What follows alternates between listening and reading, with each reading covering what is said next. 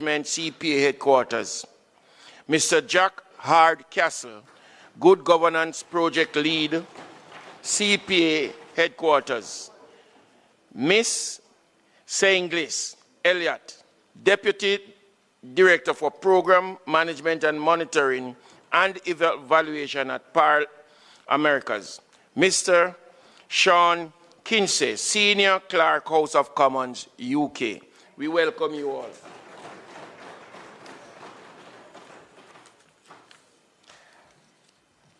I would like to encourage all members to make every effort to attend the Commonwealth Parliamentary Association post-election seminar, which will be taking place next Wednesday. This is tomorrow, Wednesday, January 28th, through to Friday, January 30th, from 9 a.m. to 4 p.m., each day at Gordon House. This seminar promises to be a highly informative and practical, focusing on myriads of topics over the course of the 3 days.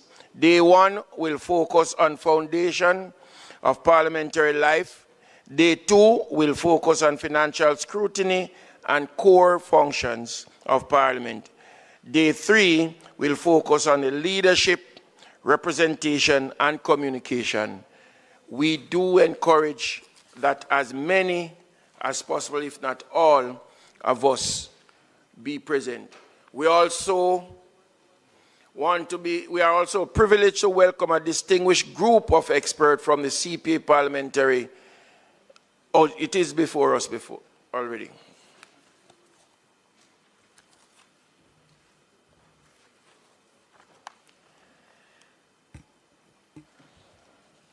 Today we pause to reflect on the life and legacy of the legendary drummer Sly Dunbar. We take it after. Call of the roll.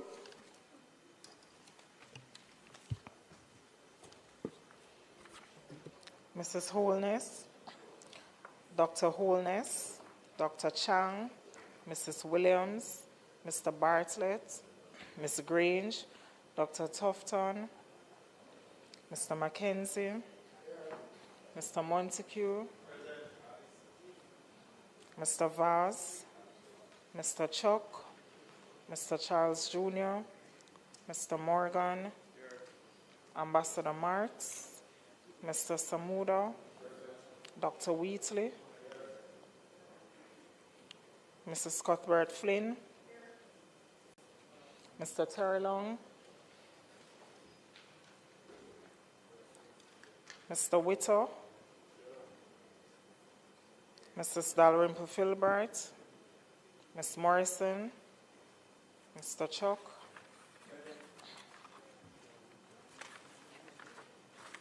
Ms. Lee, Mr. Donovan Williams, Mr. Main, Ms. Crawford, Mr. Delroy Williams, Ms. Hamilton, Mr. Sivright, Mr. Azan, Mr. Brown, Dr. Brown-Burke, Mr. Buchanan, Mr. Bunting, Ms. Burchell, Dr. Campbell, Mr. Cousins, Mr. Crawford, Ms. Daly, Dr. Dawes, Mr. Goulding, Mr. Gordon, Mr. Hales. I want to take a look on the drag queen on the screen. Hines. This is the drag queen, I'm Juliet Wellness. I take the taxpayer money. Mr. Jackson. This is a blood clot wearing girl liner, drag queen. Two of them are work, Juliet are work too. The Prime Minister wife Juliet Wellness and this a girl. Two whoring pussy girl them. Mr. Morris, Mrs. Nita Garvey, Mr. Newell, Mr. Paulwell, Mr. Phillips, Ms. Perkis, Mr. Robertson, Mr. Robinson, Dr. Russell, Ms. Shaw, Mr. Smith, Mr. Dwayne Vaz, and Mr. Warmington, Mr. Bartlett, and Mr. Sivright. Thank you, Mr. Speaker.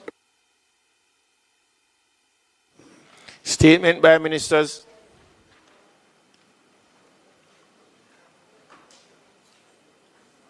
Announcements.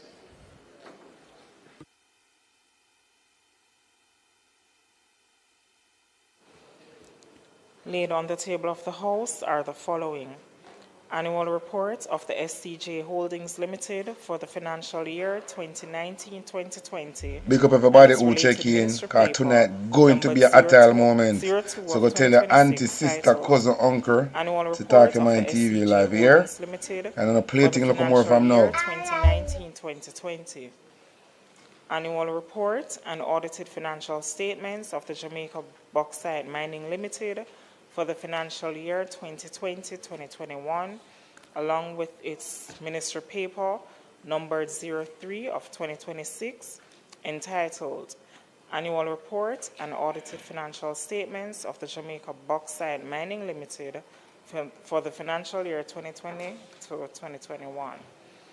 Annual report of the land divestment for the financial year 2022-2023. The annual report and audited financial statements of the Coconut Industrial Board for the year ended December 31, 2022, and its related minister paper numbered 04 of 2026, entitled Annual Report and Audited Financial Statements of the Coconut Industrial Board for the year ended December 31, 2022. And finally, the Economic and Fiscal Assessment Reports of the Independent Fiscal Commission for the financial year 2025-2026. Thank you, Mr. Speaker.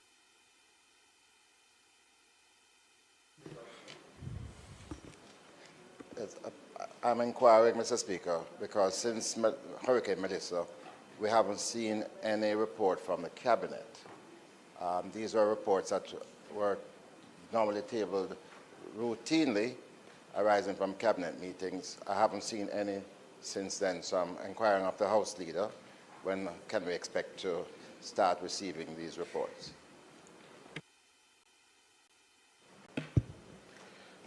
Thank you, Mr. Speaker. I will make my checks as to see when was the last time these reports were tabled. In my mind, some were tabled fairly recently, but it could be late last year. But I will check. I'm sure that the Cabinet Office, who I'm sure are tuned in, will ensure that we have some reports by next week. Cabinet does continue. And this is the boy, you know. When lawyer is a game man, you know. See pussy here.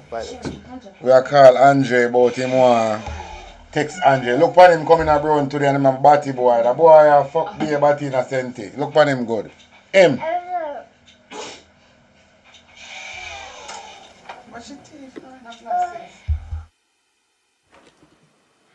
Bills brought from the Senate. Petitions. Papers. Report from committees.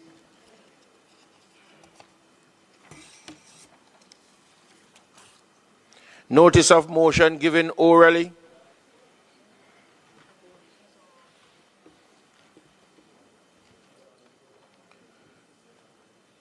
Mr. Speaker, I beg to give notice that at the next meeting of the House, I will move, be it resolved, with reference to the resolution approved by this Honourable January 2026, appointing a select committee of this House, which is to sit with a similar committee appointed by the Senate, to consider and report to this Honourable House on the findings of an act to facilitate implementation of child diversion in the criminal justice system, and for connected matters that the Honourable Delroy Chuck. The Parliament can drop down and kill on a blood clot.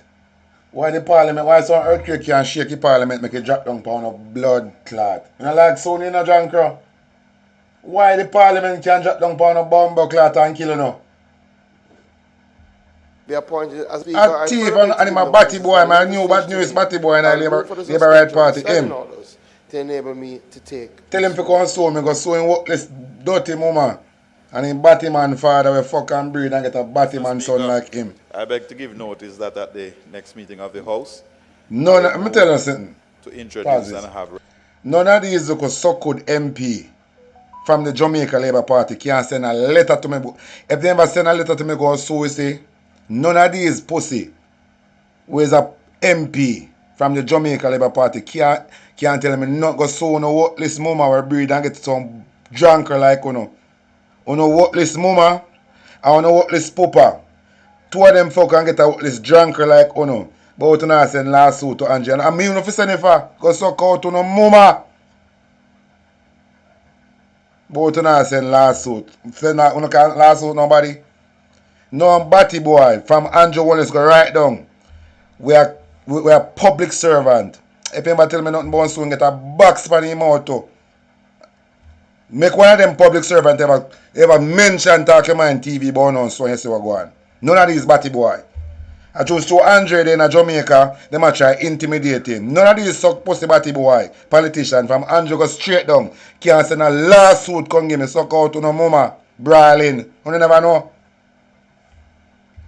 For the first time, a bill shortly entitled the Registration Shared Community Act 2026. Mr. Speaker, I further beg to give notice that at a later stage today, I will move for the suspension of the standing orders to enable me to take the first reading of the bill.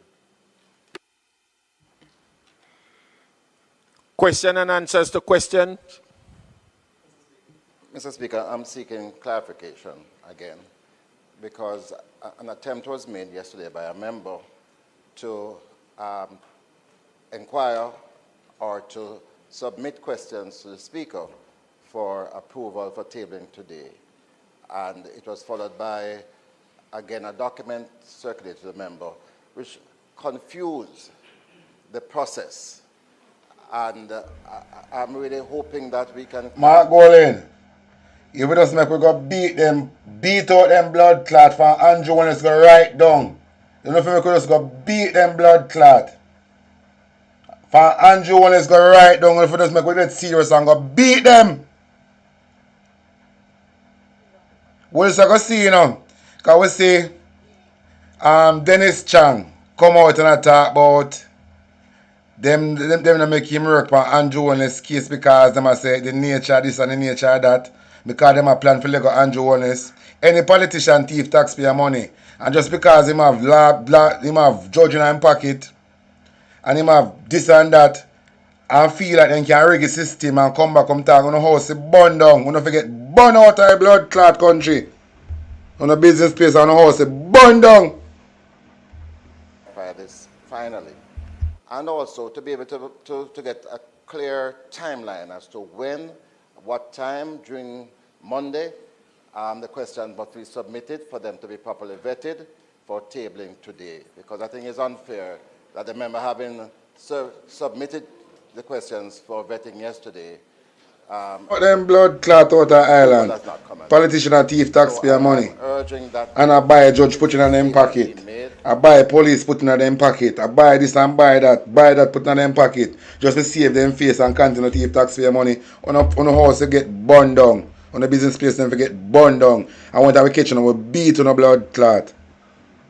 As to what time on the Monday is the cutoff time for the tabling of questions, so that we don't have a confused state of affairs going forward.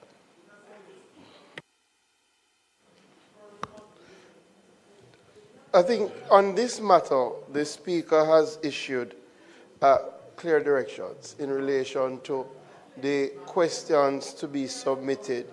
I think my recollection is within... I mean, any politician in Jamaica, thief taxpayer money and through them can buy the judge putting in them pocket, buy this putting in them pocket, and feel them go walk away. Gone in the sunset with taxpayer money. When asset will get burned out. House burned down, a business place burned down, car get burned up, everything for get discharged or taxpayer money buy. If we can't get it back for you putting in the system, can't benefit from it either. That's so fair. When politicians thief taxpayer money, and just because them have judge and line in them pocket, they feel like they can ride off into the sunset with taxpayer money. We have to work hard and pay tax. And the thing about it, them who are thief taxpayer money, them not paying no tax, They not paying no tax. Them who are thief taxpayer money, not paying a tax. And we who are pay taxpayer money, them are thiefy and them not pay tax. And just true, them have link in the judge. Them have judge link. Them have liar link. Them have this link, that link, no. They can get free from all of these corrupted things when they get themselves involved in.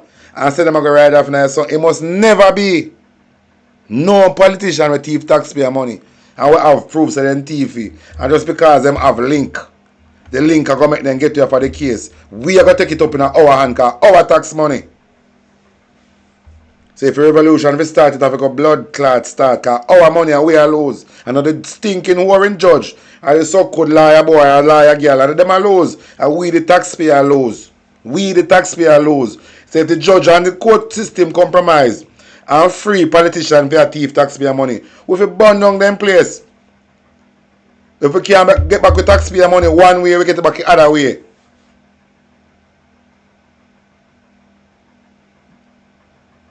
Yeah, man. And so I see it. With at least 20. One way or the other, we have to get back with taxpayer dollar. One intends to table them. But this is a process.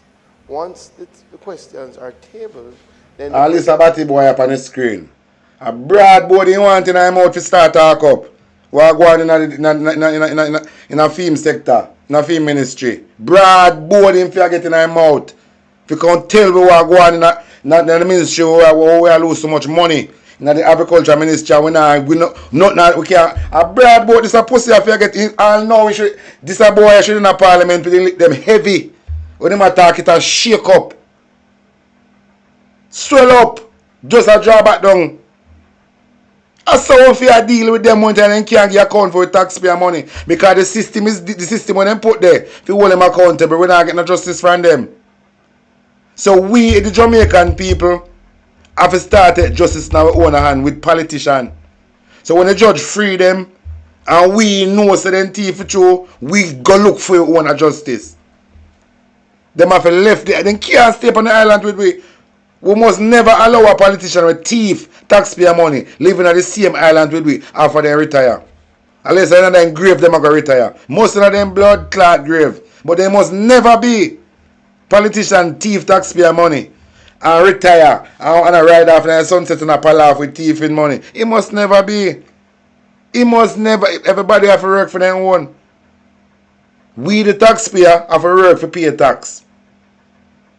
So how comes them now want to work for buy them want thief taxpayer money and through them have judge link and have this a link and have that link there. Them want make them free. Them place to get bun blood clot down a ground. In accordance with the standing order, have to be vetted, looked at, examined by the Speaker to ensure that they are in accordance with said standing orders. We would have gone through this process already. Too much fucking thief. And no, we're not seeing them are going to prison. Come in yesterday, and the Speaker... you see them, though, want to challenge the judge decision. I chat a long about this thing and I chat, yo, we have to just get serious and deal with them a pussy for away. Politician, we have to just get serious and deal with them for away the way we think we can get justice. If the justice system not work for we deal with things our way. We have to make these politicians with thief taxpayer money and go buy helicopter and plane to fly. If them want to go around Jamaica, they have to fly. And so if we deal with them a pussy here. And we enough in numbers. At 3.8 million are we down there. We enough in numbers. We enough to make 35 suck batty boy and war. I dictate we future. In the wrong way. 35 batty boy. I dictate we future. 35 batty boy and war. I dictate the future. It must never be. It must never be. We can't allow a bunch of thieves to come in our parliament and come pretend like them as somebody. Then if you get licking at their mouth, broad board in their mouth, we have to start dealing with politicians now. We have to go talk, hey, Jamaican people, a politician have to start target. Blood clot politician. For long time, we not kill off on one another in the garrison. A politician are the real blood clot enemy. Politician are your enemy. I won't make police are going to kill you in a place. Politician. I won't make you can't go to hospital and get good bed for lie down. Politician. I want make man a drop off a bicycle and drown in a patrol. I want blood clot. A politician don't have to start look for mash up them. And them are a problem. And them make one and the youth them in the garrison in a problem. Politician. Every fucking thing that go bad in Jamaica, it caused by politician. So what we enemy? We start going like we're stupid. A politician we start look for and licking at them face. When they can't get account for our money. Our blood clot money. And them forget licking at them face. I'm at me brawling with it too. All this a boy how much money he can't get account for in a film ministry. Right now in tool it them should have heavy. Broad board in the mouth for talk up what go on in the ministry. That's so we have to start deal with them. And every Jamaican have to start think like that. We must never make no blood clot public servant have no power over we. Where we have finance everything about them. It must never be.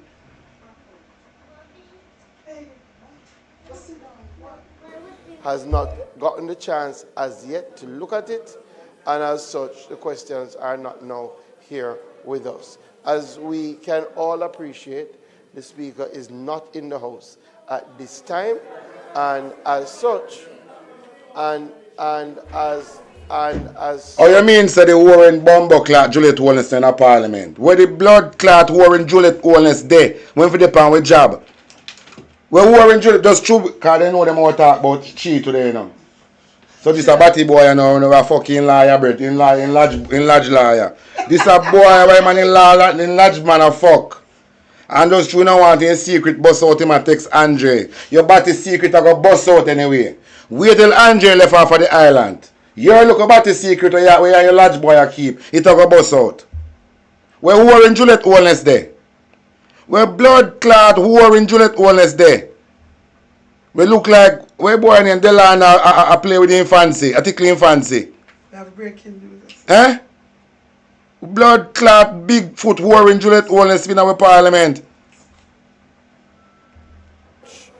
based on the time when the questions arrived and the Speaker not being able to peruse the questions at that time, the questions are not yet before us. I'm very certain that as soon as the Speaker can peruse the questions, once the questions are in keeping with the standing orders, then the questions will be so tabled at the next appropriate time.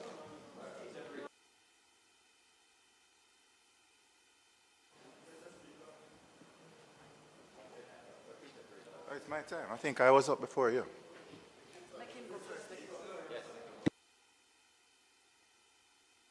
The member was before you.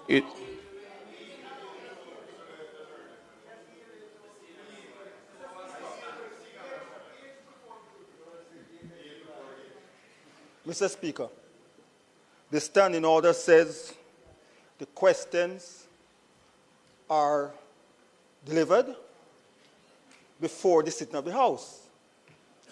The decision was that at least 24 hours before. If a member submits his or her question 24 hours before, it's no business of the member whether the Speaker look at it or not. It's supposed to be with it before the sitting. It can be 10 minutes before. It can be 10 minutes before. Okay? So if the Speaker says 24 hours, the member make them available to the clerk before. Okay? If the member delivered to the clerk 24 hours before, it's not the member's fault. So we can't say the Speaker didn't have the time to look at them. Why the hell did you ask for the 24 hours before? It's not the member's fault. The Speaker took 24 hours. The member filled his or her obligation. So it's not our business whether or not the Speaker look at it. It's our obligation to review it before. Bonfire upon the Warren, so blood clot, girl, they are walking around with them pussy in and foreign. Don't tell the member. They are in there walking around with them pussy in and foreign. The Speaker didn't get a chance to look at it. That's not unacceptable. Bonfire upon the blood clot Warren Hall, blood clot John to come with this nonsense about they get a chance to read. Nonsense. Fuckery. Before you, House Leader, let me just read from the standing order. Based on my information, Sorry, turn the mic on. Based on my information, the questions were submitted at 3:41 p.m. yesterday. That is my information. So what this a look of blood clot batty man a get up on it? What this stuff make now? Say, me tell you, Jamaican people no make we go beat them. We are talk too much. All this a boy and can't get account for him ministry. If you get in teeth lick out of mouth. Tough time we can't get account for him ministry and not go on like he want dodge and take himself out of Bangarang we go on hospital. Tough time for getting teeth them lick out of mouth. He have to contact with what going in our ministry. If he can't talk, he might get liquor and ras. I say if you pray them.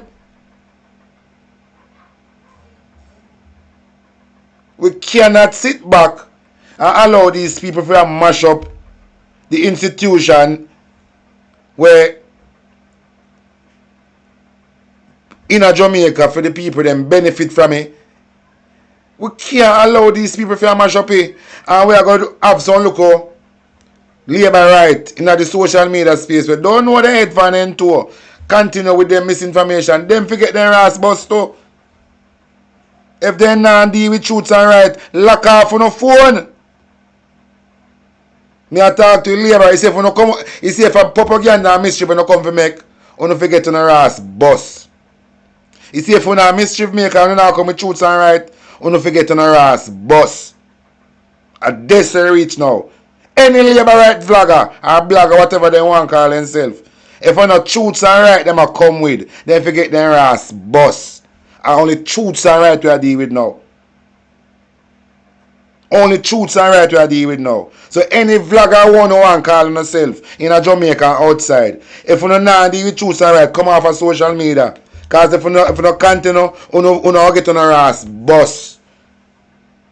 We now go sit back and allow you to mislead the people in the island. You don't forget discipline. Some of vlogger and blogger will come on social media and spread propaganda for Andrew. You don't can't live out of the house. You don't can't live out of the house. You don't do everything inside. Afraid to come out the door and catch some cold breeze. The team will allow you to finish up Jamaica. You look at vloggers and whatever you want to call yourself. We have vlog for Andrew. You see if you not truths and right and not come with and not come off of social media, you know. You not get blood clot hurt. And we don't talk. You see if you not truths and right and not come with you not lock off on the phone, you know. You see from last year, I want you know. I say if you don't make a mistake and make Andrew one is winning, you have to go blood clot runway, you know. I think you see nothing yet, labor right. Labor right vlogger when I space. And fees you don't have this thing. I think you see nothing yet. Hold on. Hold on. Uno blood clot carry on. Uno carry on. And say, uno blood clot carry on. Only truths are right we are dealing with now, you know. You see if you don't deal with truths are right, go suck out on no moment and don't forget discipline.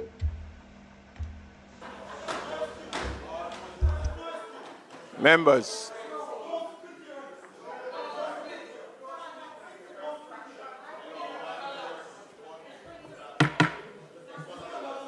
before you all speak, I will be reading from the standing order as it relates to questions. All you Ryan, I remember a few of your supporter people will vote for you then kitchen in America scam people 800,000, you know. And 80,000 US, you know.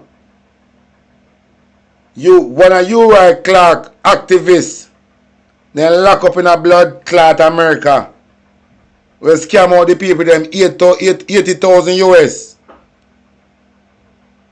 One of you Uriah Clark supporters. One activist blood clot Uriah Clark. 80,000 and hold in America pan. One of Uriah Clark activists. Me say out of a Uriah Clark constituency come from. And him is an activist. And a portion of people them. When Andrew Jones can take up his whoring wife, both him a speaker of the house. Eh? and put gag on it so we can't know who on an investigation. And now we are going to hear. I want to see the result will come from the FID, you know. I really want to see what the FID will come out with now. Because Dennis Chang, you think so we are blood clot idiot? You think we are idiot? Yeah, it's a nationwide for come out of the country. Nationwide for lock down out of the country. The people them for put on padlock for nationwide door. Nationwide is a weapon that farm against we. Because through nationwide now I'm paying tax. And because I'm not paying tax, the government I use nationwide to manipulate and mislead and give the people them misinformation. So Andrew wants to get confused tax break for tell lie for him. Nationwide for come out of the blood clot country too. And this is an attack for nationwide. If you come out of the country. Nationwide for come out of the country. Lock down out of the blood clot country. Nationwide is a political activist. Andrew wants to exchange. Now collect the tax on Cliff Hughes. So the true Cliff Hughes now paying on tax. He signed up for turn one liar mouthpiece for Andrew Wallace. And if you come out of the bomb clot country before we head start with, or before things get mad in this blood clot.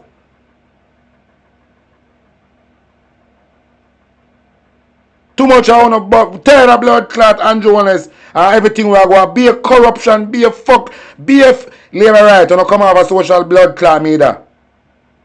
Lock off on a bomb clot phone and come off a social media. You see what going on in the country.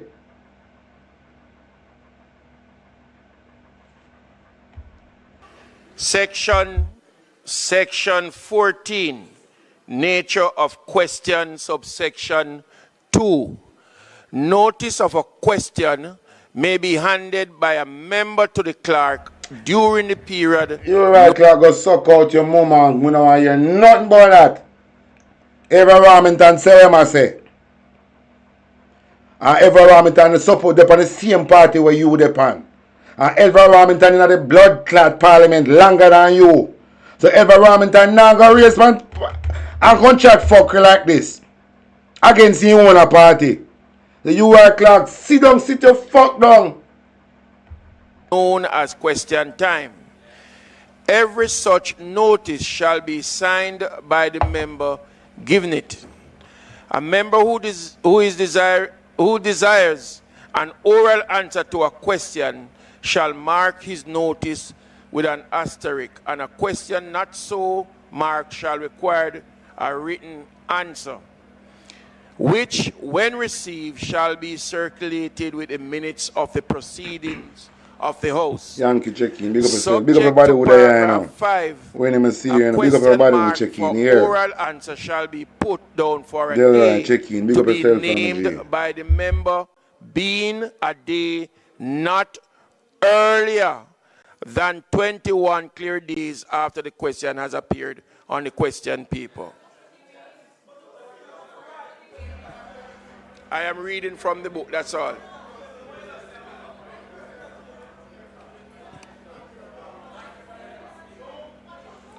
This is how I'm feeling now. You know, see that how I'm feeling now, man. When if you just look for these later at MP and beat them, you know. That's how I'm feeling now. Because we're going to spare every Ramington. Although every Ramington face it, but think you can get spared because even though you fuck up, but sometimes you can't take too much of the fuckery. In adopting the position advance earlier, see? Andrew operate like there's no opposition. Andrew, you have just go dive in your matu in a batty boy. Because badness you deal with no pussy, we not deal with no, but we not no blood clot gunman and no murderer for run the country, you know. And no druggies, you know. So when name some shit in a pussy and go, you know. Batty boy, Andrew Wellness. And no badness run down country, you know. You go down Africa, adapt some look fuck style and come in the country. Want to run the country for corruption and badness and drugs. What the blood clot Donald Trump not going to take out Andrew out of the country. Andrew a druggist.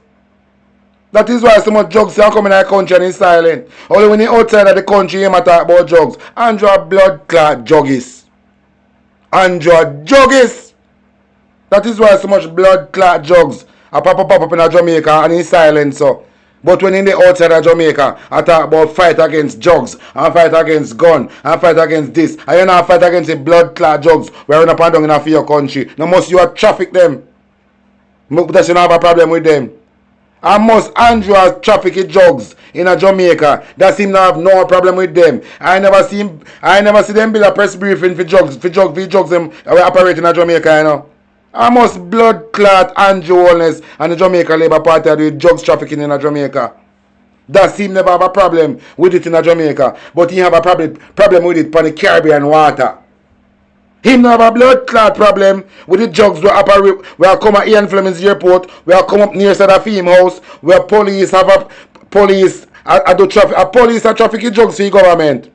The blood clot JCF, the 100-man squad, they never kill out the people them. And them do the blood clot gun and drugs traffic for the Jamaica Labour Party. Then kill out the local youth them. I think man are the last man then then kill. Tickman the last one then kill. And then change the dynamic of how they operate. So Andrew want to turn the police force in a criminal gang. A lot of these police, at them do the blood clot trafficking for Jamaica Labour Party. The police are selling drugs, the police are selling gun, the police, remember you know, a police woman then catch a traffic, they have America where do trafficking, where keep drugs in there, you know. Police blood clot woman, then hold in America where carry drugs inside her. And the blood clot police force the Jamaica Labour Party are used to do then drugs trafficking in our country and then guns trafficking. See how much blood clot gun come in a Desmond Mackenzie constituency in an industrial blood clot water heater. Then they say them come back come tell you how that go. We don't hear nothing about from that. But a Desmond did say in allow, remember I check that Desmond did make. Say look like them they're going to come for seal up the threat we make against the PNP party, you know. Desmond and Andrew Holness is a pussy hole. Andrew Holness come out brawling on TV, come threaten the democratic process in Jamaica, and he look a so-called Governor General keep swearing ceremony for swearing Andrew Holness. We threaten the fucking democratic process in Jamaica. Him will never allow. Remember, Andrew Holness have vote for himself, you know. And with all of what Andrew Holness say, what happen in a constituency, these people still allow a criminal like this to go in a power. Him will never allow PNPism to come back in Jamaica. And you know, see, say, now when him bumbo clot seat, you know, see, say, the two service provider locked down one time. Just for thief, the election get Andrew. And this a batty boy don't have a mash up Jamaica. This a batty boy Andrew Holness who don't have make police are going and kill people all on camera. And labour they on social media talk about one brother who don't forget to no pussy boss. I would just like to say, Mr. Speaker, that anything can happen to the sitting speaker. And if we can advance now by urging the Deputy Speaker to also be in a position to vet these questions and to signal approval. So it need not have to wait on the substantive Speaker to address these routine matters. And the section that you have read already, Mr. Speaker, it really is not relevant to the issue at hand. Don't call him now, Mr. Speaker. Say the section where you read, so could Uri Clark, where suck Andrew cock. In a relevant right now. So, Mr. Speaker, I would have just gotten sight of the Speaker's ruling on this matter the last time that it came up. And what I said earlier was not a part of the Speaker's ruling in relation to the 24-hour period. what the Speaker had indicated in her ruling is that the standing orders are to be strictly adhered to. In other words, at question time, the member looking to table questions are to hand up the questions at that time. At that time, the question... Flight Green, I want you go back down and St. Elizabeth, you see? And when you stay upon Spiritual Hill and chuck in at your mama and come out through eating us as shit in a toilet. I want you stay upon Spiritual Hill and tell your mama for opening leg and just run and just chuck in at your mama and come back out through eating us like shit. Then there will be a vetting of the questions. It does not mean that the questions being handed up at this time, that the Speaker who is currently sitting in the House will be able to vet them immediately and to see if they are keeping with the standing orders. And to be clear... Them a pussy a big stone and want to get out of the Parliament. But people in Jamaica get soft, they get weak. They don't stand for nothing a blood clot. Only thing me see people in Jamaica stand up for are 20,000 to sign over their entire life to the digital system. 20,000. And KFC. KFC. 20,000. Container chicken. And dead fish wash up and see. I don't see them stand up for nothing more. The people in Jamaica get so, but I don't know. And this everybody are the same thing. So I'm not going to single out say at the JLP, this and the whole country, the people now have the same mindset. Stagnant mindset, worthless mindset, hardship, corruption. The country like this. I not say JLP because of the whole fucking country. Because if the country never like this, then I put a stop into it already.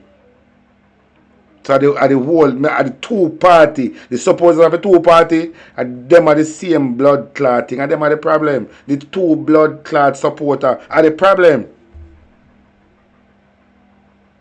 Cause them are drunk, but them bucks on fucking idiot to deal with. We have a country of idiot. One entire country of idiot we have. And some of these pussy wall shit in a plate. We come with upon different platforms, different media houses that talk like they have sense. And one entire island of blood clot. Dopey. One entire island of dopey. They have one fuck. It pain the labor right at the same thing. Because whatever happened to the labor right, it happened to Jamaican. Whatever Andrea do, it happened to the people upon the island. So the two side of party, una blood clot idiot. Another labor right, them are idiot, and the whole entire fucking country. As a country of idiot. One whole country of idiot. A empty barrel them, be nice they make. So I want worthless blood clot nation of people. If you don't want to come off a phone, I care blood clot zero. The throat hurt. If you don't want to come off on a blood clot, come off. The throat hurt. You know some worthless bumper hole. There's no way you can have a country run by one group of thief. I'm not alright with it. You know one nation of cruff. And since me travel, I know say I be a blood clot cruff live on the island. And since me travel out the island, is an island of blood clot cruff. Let me just read what was said. Standard Orders 15.2 provides us a notice of a question may be handed to the clerk during question time. So when the Speaker indicates question time, all members are reminded that... A long time I said that, you know. I said a long time I said the people in the diaspora for stop take up people business in Jamaica and mind big of a boy and girl. Nobody know if you are just them a hard work in a foreign country and I make no point of duty, I go take up big man and big woman born and mind them. Make them go look work.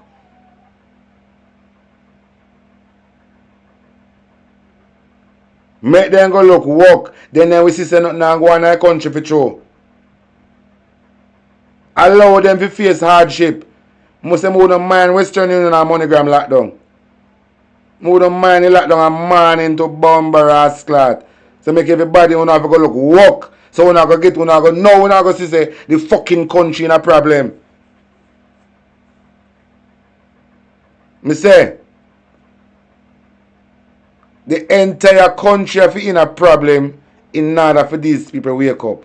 So that other hurricane Andrew talk about, move the man and bring it come Kingston side this time. I make everybody in the same blood clot thing. And then me see if hungry life and hardship not gonna make you not come together. For better entire country. And all the way the people them can unite. The whole entire country have to flat out. Make everybody level up upon one level. I'm talk it with you, I'm going to talk it again. And all the way. When you look round, you and your neighbor in the same blood clot position. When you go down the road, you and down the road people in the same blood clot position. When you left out of your parish, and you go down the next parish, only in the same blood clot position. Then now have to come to bomber clot together. To avoid confusion or conflict. So in other words, bringing it in before 24 hours, that's not the methodology, right? So, no, that's not what, this is the ruling of the speaker. Once received by the clerk, this was this, no, when it comes to question. Once received by the clerk, each question must be submitted to the speaker to enable the discharge of the responsibilities under Standing Order 16.2. That standing order empowers the speaker to determine whether a question infringes any standing order or constitutes an abuse of the right of questioning, and to direct the question to be amended or entered in the order book with such alterations as may be necessary. The speaker's review ensures that the questions are properly framed, comply with the standing orders, and may be tabled in an orderly and procedurally correct manner. According to Standing Order 15.2, accordingly, Standing Order 52 does not guarantee same-day tabling. Effective immediately, questions submitted during question time under Standing Order 15.2 will be received and reviewed by the Speaker. All questions will be tabled following the completion of the Speaker's review once deemed to be in full compliance with the standing orders. The procedure safeguards the rights of members, ensures the orderly management of parliamentary business, and confirms that all questions comply with the standing orders. Members are therefore expected to comply fully with these directions. As such, we can recommit question time for the member to submit to the clerk the questions. And then the speaker will review the questions for the questions to be Yankee, with the standing orders in accordance. Jamaica is a puppy show country, once the man. review is done, then the questions will be taken. Jamaica is a puppy show country. Well, Me only sorry say people that help them in Melissa. Let us, you have a right to table in accordance with the standing order. And Jonas So get let us 10 proceed trillion with that paid the Jamaican people. And I saw 5 months to blood clot. No, that's And not. I know nobody Just not to get be no clear, help. members, I would have said earlier. And you that have that labor was right them I come incorrect. out. What the speaker The has labor right said. them, you know. I come out and I say, I know the government duty to help the people them. I say Yankee them people are sick. It's a nation of sick people. Real blood clot, real sick people. It's a nation with one whole pack sodomite and gay and sick people. Here sodomite, gay and sick people. So then alright with Andrew Holness' ulterior motive. With the hate speech law and normalized body business. Then alright with that. It's a nation of sick people. Be a sodomite whore and gay sodomite and whore and sick people. The island full up of that. And not a lot of the people are walk around in clean clothes and sick in their head. Some of them girls come on social media with the upper false ear talk in the Queen's English and a chat be a fuckery. Then conversation have no substance, be a fuckery. The island, yo, she don't even know. Is what I just read. That was her ruling that in keeping with the standing orders, during question time, the questions are to be tabled and then they'll be reviewed by the speaker to ensure that they're in keeping with the standing orders. It's very clear. It was sent to all members. The Constitution say, you know, in a natural disaster, with a hurricane, earthquake, or any one of these things, it is the government duty to provide shelter, food, and health care. And the people just have a lot of sick people in the island. And all these people with you and him, like, that is why I say, and education is the problem in Jamaica. It is just an island of mad people. Because Jamaica have some educated people. So I could never lack of education why the people them so full. I don't think it have nothing to do with education. The things they come fast. The entire generation has some mad breed. You understand? Mad breed. All me gonna come from mad breed, but be true, me different. So me awakening. And strip off the mad breed. You understand? In a light, I walk in a light. See me I deal with. But the people them possess. Be a blood clot Zambia walk around in Jamaica. Them possess. Because Andrew Wallace and Harris Chang give them the vaccine from in 2020. If I didn't give them the vaccine and turn blood clot idiot. Be a Zambia walk around in an island. Be a fucking idiot.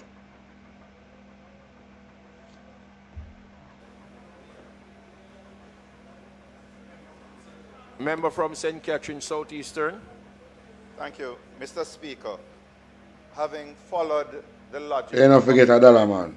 Don't forget hard on the heart. Government business. Hard on the heart. You know, hard on the heart. People in the diaspora. What we are doing is concentrating the powers of a gatekeeper into the hands of the Speaker. Because if you submit something and the Speaker decides that it's going to take 2 weeks, 3 weeks, 4 weeks. I like this. 3 weeks, 4 weeks. We can end up in a situation where the tabling of the questions will be delayed until the matter is no longer relevant. Now, where did this 24 hours come from? And why is it that we were referring to 24 hours and then the pushback to say that it was late by half an hour no longer stood? We're hearing now that it is going to be tabled during question time, and at the discretion of the Speaker, maybe this year the questions will be deemed appropriate. Only sister I be a fuck going now Parliament. Member, the Lorraine ruling from the Speaker was from last December. Oh, suck out your mama. So pay attention to that. It was from last December. So it's not just now. It has been here for at least a month or so. Hey, the people them mash up a blood clot Andrew, you mash up a Parliament, batty boy. You mash up a Parliament and your so good friend Dennis Chang want to come free off of the thief in them. Bumbo old dog shit Andrew when to come mash up a blood clot country pussy. Me say the Jezebel blood clot people them get you from.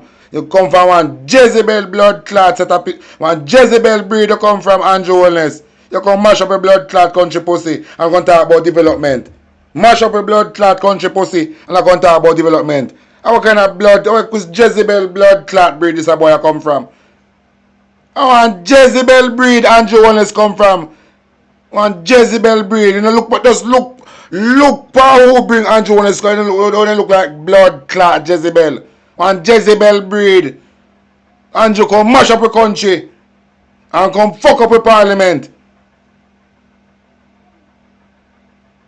And fuck up the police force. Fuck up. Andrew come fuck up everything in our blood clot country and gonna talk about development. Sell out when the blood clot sell out and give away when you give away. And we're not gonna talk about development.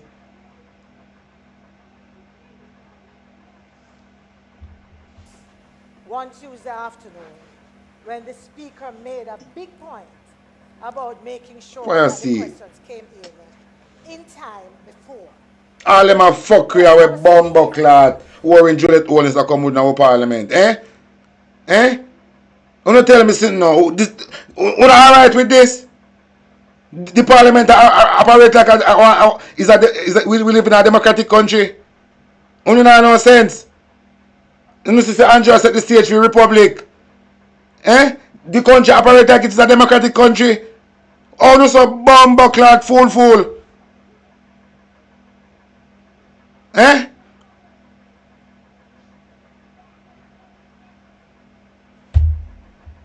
No one told me. I heard it with my own 2 ears. In fact, the point that you have raised was the point a member sought to make. And he was made to seem as if he was ignorant to the standing orders. In fact, the Speaker did say that he should know better because he had been here before. And so I do not want us to just run across it like that and pretend that the Speaker did not give us different instructions. One time we up on social media from last year, I tell you say blood clot Bigfoot Warren Juliet Owens is a conflict of interest in that chair. Unless see it now. Juliet bomber clot worthless Warren Owens is the bomber clot next weapon that farm against we in our parliament. Is the next weapon that Bigfoot pussy is the next weapon that farm against we in our parliament. Big blood clot ginger toe Juliet Owens. In foot big like a Turkey Island, that big foot Ross. We telling us that girl is a conflict of interest in that chair. That girl should never sit in the House Speaker chair. A long time we know say Juliet blood clot Warren Owens shouldn't never in that spot.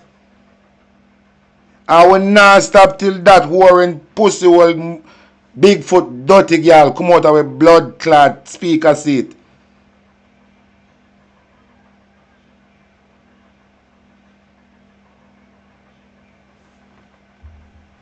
Separate to the note that she has written. In fact, if you just allow me, I'm ending now. In fact, the problem has been that in trying to keep order, sometimes the Speaker goes beyond, yes, what she is supposed to. And I think that just a little discretion and treating us as adults to listen to the points that we are making in that conversation could assist. Every time them want to talk about something, the big foot Warren bumbo clot, I shut them off. And I talk about a question time and this that time. Me just don't comfortable with the way how this a parliament run. And if it look alright to you sick, the way how the Bigfoot girl and in thieving man where they want free for taxpayer money. So could Dennis Chang, we go do one look of fake interview with so could George Davis because them a try to do some damage control, because them a plan for Lego, so could thieving Andrew Holness. Dennis Chang, we know say you do it. You blood clot dirty Dennis Chang. I had the head of FID. Go suck out your mama. You can't take yourself out of this. Pussy with it till you say you never go in at the work. With Black Hall Road. I said Dennis Chang leave that blood clot job. No. Because you have suck and your cock. You have to take it. And now you have to build video with Soko George Davis that talk about then say then now make a cup on this aquí. I had the head of FID. I had the blood clot head of FID. Are you a Lego Andrew Holness? Are you say you don't have no problem with Andrew Holness have 28 bank account? And I had the head of FID. Are you Dennis Chang a plan for Lego Andrew Holness? Dennis Chang a plan for Lego Andrew Holness because Dennis Chang say you know have a problem. You know see no problem with Andrew Holness if you have 28 bank account. And Andrew Holness them go look for Dennis Chang and give him the head of FID work. Just because in talk. That before he get the work, you know. Dennis Chang talk Say, I don't know nothing for Andrew Wallace have 28 bank account because businessman normally have different account based on the transaction they make. And I say, I never know that Andrew Wallace is a businessman. The last time I checked, I say my prime minister. And then go look for Dennis Chang and give him the work and suck good George Davis with a suck Cliff Hughes cock and a suck Andrew cock and a plan for go suck Dennis Chang cock. Go build one look of fake interview. I interview Dennis Chang. Eh? I tried to damage control. When time Dennis Chang already planned for Lego Andrew Honest. And true knows that the bashing him get from Jamaican. Him keep on, he make so good George Davis beat him up. Or him beat up George Davis. Like he think we are blood clot eat that. Dennis Chang go suck out your ma, brawling pussy. You think we are eat that? Are you a try for Lego Andrew Honest? And because you're afraid of the backlash, you suck good George Davis building a local circus interview. Figure look of blood clot, crayfish brain labor right them something for run with. I don't think we are blood clot eat that. I'll start with the last point made by the member. One of the challenges that we've had in this House is probably that point about discretion. What the Speaker has consistently tried to do is to keep us in line with the standing orders. It doesn't have to do with treating anybody like children, but we are a parliament of rules. Suck your mama. Juliet Bumbleclot war in Wallace. Ain't go no all the time in the world. If you make no chat all type of shit when you want to out and no suck good mouth. But whenever time the opposition for talk, suck good Juliet Wallace. Always a switch off the opposition for talk. All Mark Golan, the suck good Bigfoot girl, one know that one for talk in a parliament. Eh? They care what look at Mark system coming out of parliament, you know. You see, look at Mark system now parliament. Hey, the amount of things this government do in our country, you know. You see, the next time around, when it's time for election again, and them a labor drive come tap on the gate, chop up them bumbleclot to move on the gate. And the rules are contained in the standing orders. And if as adults we do not like the rules, if as adults we do not like... You see smirk on their face, because they know it's the truth, you know. But they want true. One time we go in at the parliament, we say, oh, we have a strong number in the parliament now, so the ball game balance. So them are trying to show dominance in the parliament. So then try to come up with some little thing to belittle the opposition. And this a little so good boy, you know, he knows they are true, you know. So you see him a little smirk on their face. That is why I say we have beat them. We have beat them because there is no system in Jamaica can hold them accountable because them buy out the whole of the system them. So we not bring them to court through the system again. Because Andrew come out and say Jamaicans will come meet the judge of Jamaica. So Andrew want to take out the court out of the courthouse and Kate gone on the road. So we not do nothing, no, we not work through the system neither. Because through the system I lego them, we not use the system with and then get themselves in a problem. We are going to deal with ourselves. Because Andrew come, remember say Andrew want to take out the courthouse out of the court, you know, and put it in the police them hand, you know. And tell the police them to send the youth them go meet them judge and them maker, you know, or them maker, you know. See? So the Andrew wants to give the police two responsibility. Judge and executioner. See? And we still do full business with the system with them control. It must never be. That is why I said this a boy in a parliament that smirk off his face. In two lick them should have heavy. In two lick them should have heavy. In mouth should have heavy. Like a bees bite him.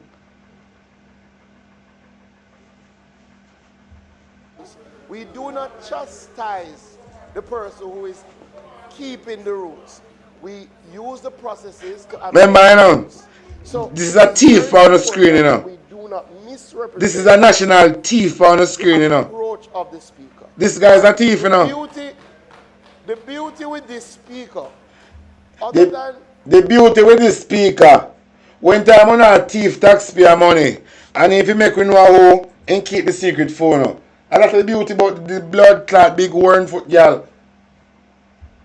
Indicating her view is that the speaker reduces to writing in very clear terms her position I'm not lying to you, man. on matters. The people them on the island stupid. What she does is to consult Stupid. and then to issue a ruling. Stupid set of people So them. on the 2nd day of December 2025, under Speaker's Stupid set of ruling, people them. on the House of Parliament documentation, the Speaker has a very clear ruling. So I ask all the members to familiarize themselves with the ruling. Secondly, to the member from St. The member. But you not follow the ruling because how much money missing in your ministry. Look how much bomber ass clot money missing in your ministry. And you run gone to blood clot, so could cliff use. I try to do some damage control. Like you're innocent. Don't look on the screen and screenshot the screen. There's a boy a thief in come from St. Elizabeth. Thief. I sent you, we send back in blood clot go. Now I'm sent it. Prison. Look on the thief. From St. Catherine, the standing orders does make the Speaker the gatekeeper. It is very clear. Standing Order 16 says, the 16.1 says, the right to ask a question shall be subject to the following general rules, as to the interpretation of which the Speaker shall be the sole judge. There's only one. Hey, God, me say if you know me ignorant for them, hey. You know, say, in a one way, I would like the revolution to take place. I would love the revolution to take place because the only way we can get to beat them. And them boy deserve beating. I don't lie to you now. Them deserve beating. They not genuine, them a thief. And them a play with Jamaican people life and take it for granted. That like I don't know still. If you on the ground and ask how I go on. I don't know. I don't know to blood clot. How can I don't know. Speaker. And the Speaker has to be that judge. So again, to be clear, and I apologize to the House earlier in relation to not first consulting with the Speaker's very clear ruling. To be clear, when the House reaches the agenda item, question time, the member who is desirous of asking questions are to submit their questions to the clerk. The clerk will work with the Speaker in relation to the review of... Remember, Lodgeman this too, you know. And Lodgeman, I'm a batty boy, them, you know. I'm a batty boy too, you know. I'm a batty boy. Don't watch your wife when you have. My fuck batty, the boy. Fuck batty. A batty boy this. On the screen, the boy. Batty boy this. Those questions. I appreciate the questions about time frame. It's one of the issues that the standing order is silent on. However, I am very sure, especially whether it be the Deputy Speaker or the Speaker, that it will be done in reasonable time. Reasonable is a construct of law. Reasonable time. Reasonable has to be depending on the questions, whether, remember, the Speaker is going to assess whether the questions fit in to the rules. So it depends. Member Bunting asked about 30. All Philip Paul, you shouldn't bomber clock get up neither. You should never get up out of your seat neither than Philip Paul well. You should never blood clot get up out of your seat to you, no pussy. Because we have a blood clot problem in our parliament, you know. And you should never support it. Philip Paul is the only blood clot man. Get up and support the blood clot warring girl, you know. I don't know for a reason, you know.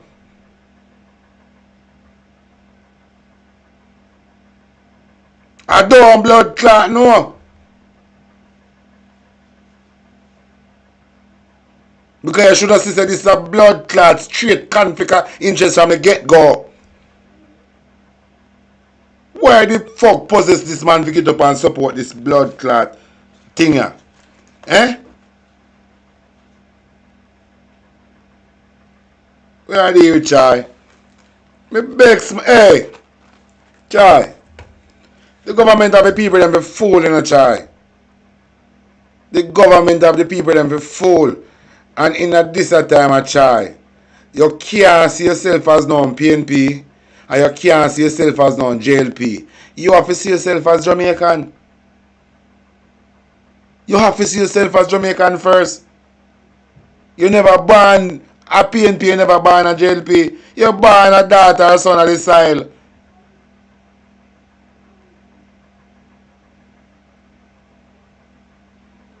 And remember, you know, they say longest live tell them more, see more, not sure. And enough big man and big woman up on the live right now, I watch. And enough young people go to watch too.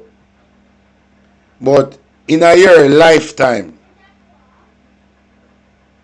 this way how no support political party, it do no any good. The way how no choose to solid support political party. One think say the right way not support political party. Una do this thing back way. The same divide and conquer strategy what the colonizer use. I hit them bring pound in the blood clad politics.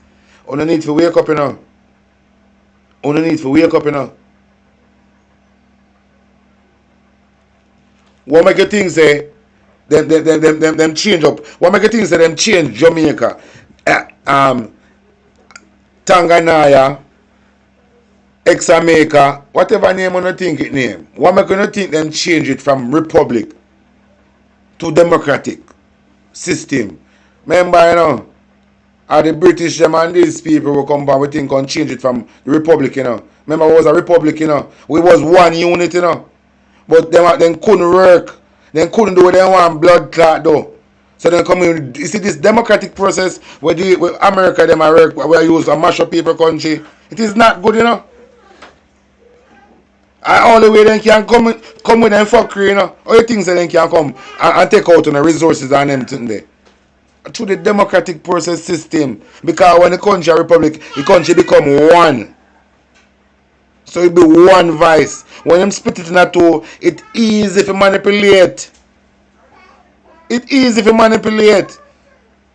That is why the island was first a republic. The island was first a republic.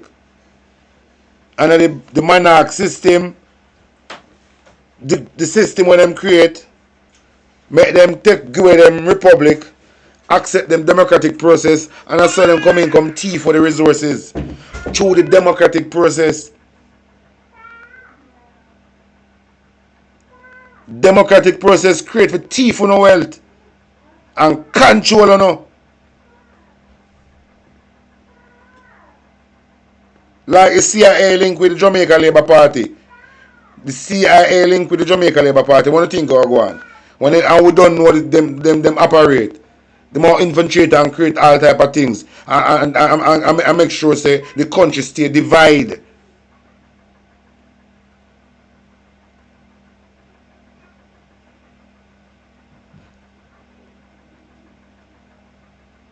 So the people now have to start thinking like it is a democratic. But in our mind, so everybody have the same ulterior motive. The country and the betterment for the country and for we who did it for full jar the thing.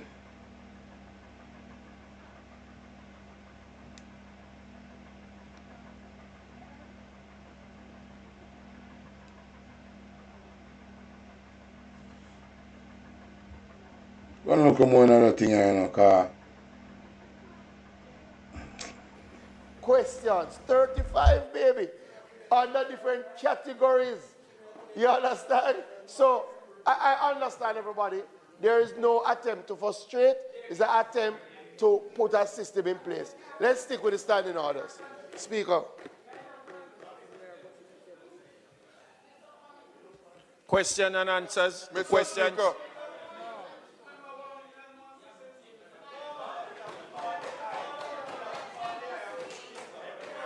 Questions and answer to questions. Mr. Speaker, I had indicated long ago on your mic, my mic has been on. That's why I'm catching his eye now. A mic has been on before the leader spoke. Member from St. Catherine Southern, go ahead. First, I want the removal of the member from Western Kingston.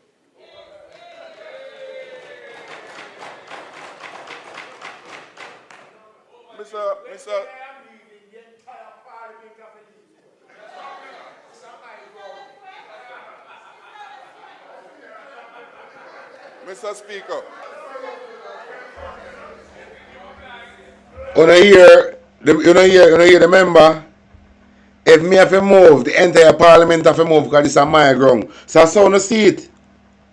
Oh. This is why I say Juliet Honest and put in the mic system, you know, because through them know say we know fool like ancestors them, not ancestors them, because ancestors them have sense, because them fight for we can go enjoy local freedom, full joy local freedom. Saying?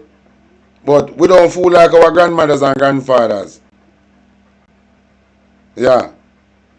We just don't fool like our grandmothers and grandfathers. So we're keen with a lot of young people are put a lot of interest in our politics now. And because Andrew Honest thief in ways make a lot of people in tune with politics. So Andrew Honest I go down as the thief in his prime minister in the entire Caribbean and the wider world. So Andrew Honest have to go down in the Guinness Book of Record. So because of Andrew Honest, this a movie can build about this, you know. Because of how Michael Honest is so thief. Michael Honest make Jamaican eyes open to politics and start show interest. Because we have never witnessed this level of thiefing before. Andrew Honest make young people get to start like politics. Because some people just understand it.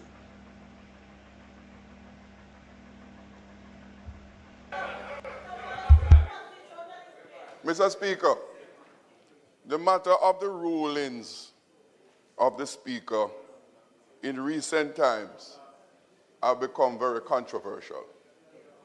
And it is unusual. It is unusual.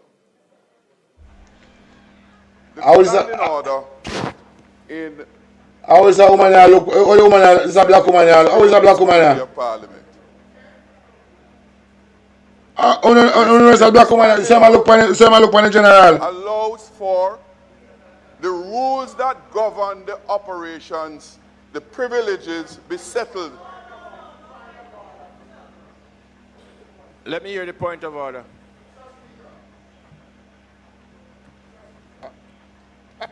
Turn your mic on, please. I think it's very inappropriate. Desmond, we don't want to hear nothing for you, because see I got beat you for fuck batty, you know. We don't want to hear nothing for you, see I got beat you and give you a butt break. We don't want to hear nothing for you. We don't even want to hear nothing when you say suck out your mama, Desmond. We don't want to hear nothing for you. Understand? Please. No, you don't have to respond to my comment. You stand on the ground to make a statement. Go ahead quickly with it. So, all right, so we can move on then because you weren't making a statement. If you turn off your mic, you fling your book and bust up in face up there. If you turn off your mic, you use one of the book and lick down in blood clot up there. I make the Parliament have to sign off the rest of the day. Mr. Speaker. If you lock off your mic, you just use it and lick down in blood clot up there. We defend you. Whole blood clot, comrade, we defend your blood clot. If you switch off your mic and you lick down in blood clot with sitting, we support her, we defend you now. Mr. Speaker, Fitz.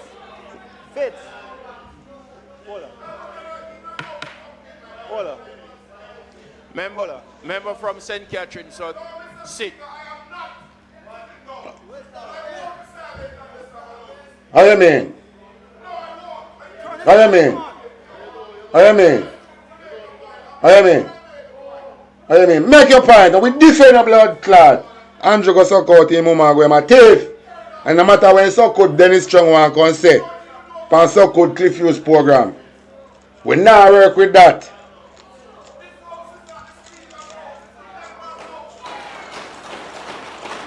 Turn up and don't sit down. We defend the blood clot. And this more office in our parliament. Don't sit down, we defend you. I will say this. I will say this. We don't want to hear nothing from you, no pussy. When I asked a member to sit a while ago, we don't want to hear nothing from you, batty boy.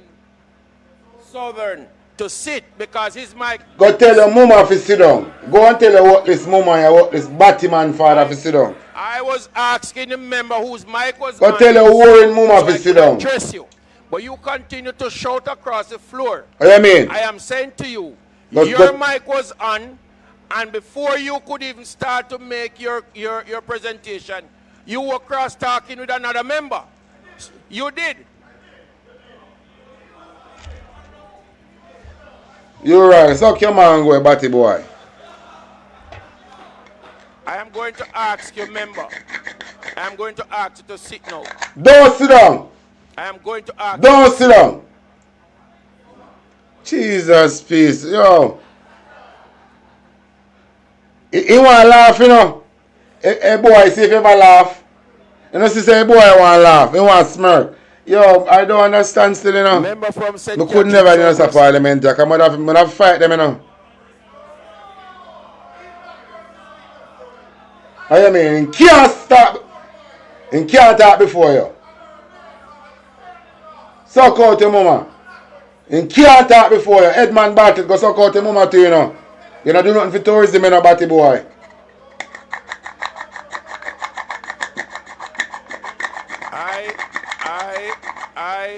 What kind of mad blood clot man they have? I am asking the member from St. Catherine Southwestern. Your mic is lighted up and I'm going to turn it on now. You are the person who have the floor. No, Mr. Speaker. No. No. Mr. Speaker, my mic is on now and I will speak. Sit. My mic is on now.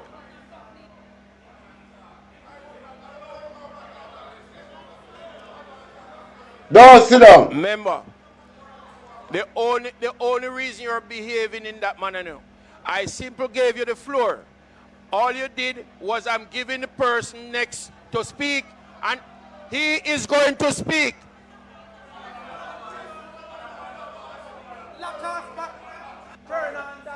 Member from St. Catherine South. Mark Golden, stand up. Member from St. Catherine South. Mark Golden, stand up too. Hold on, stand up.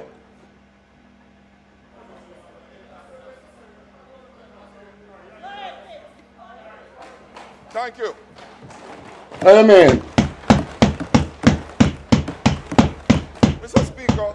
This more want to see in my parliament.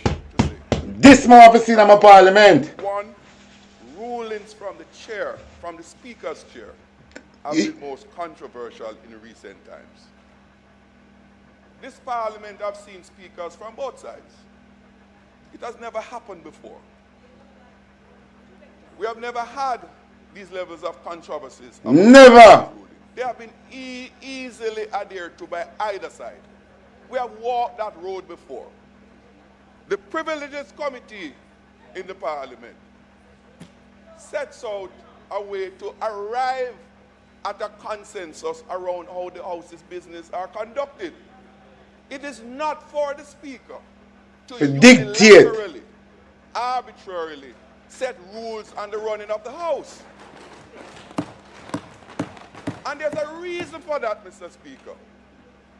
The Parliament will change from time to time. And whichever side is in government is expected to abide by the commonly agreed rules. Of course. For that reason why the rules in the House ought to be arrived at through consensus on both sides. Have to. Not by the opposition by itself, and neither by the government. It's a parliament of members. What do you mean? All we're asking for the rules that will obtain as it regards to questions or any other matters, private members' motion, how they are dealt with procedurally, they be settled there.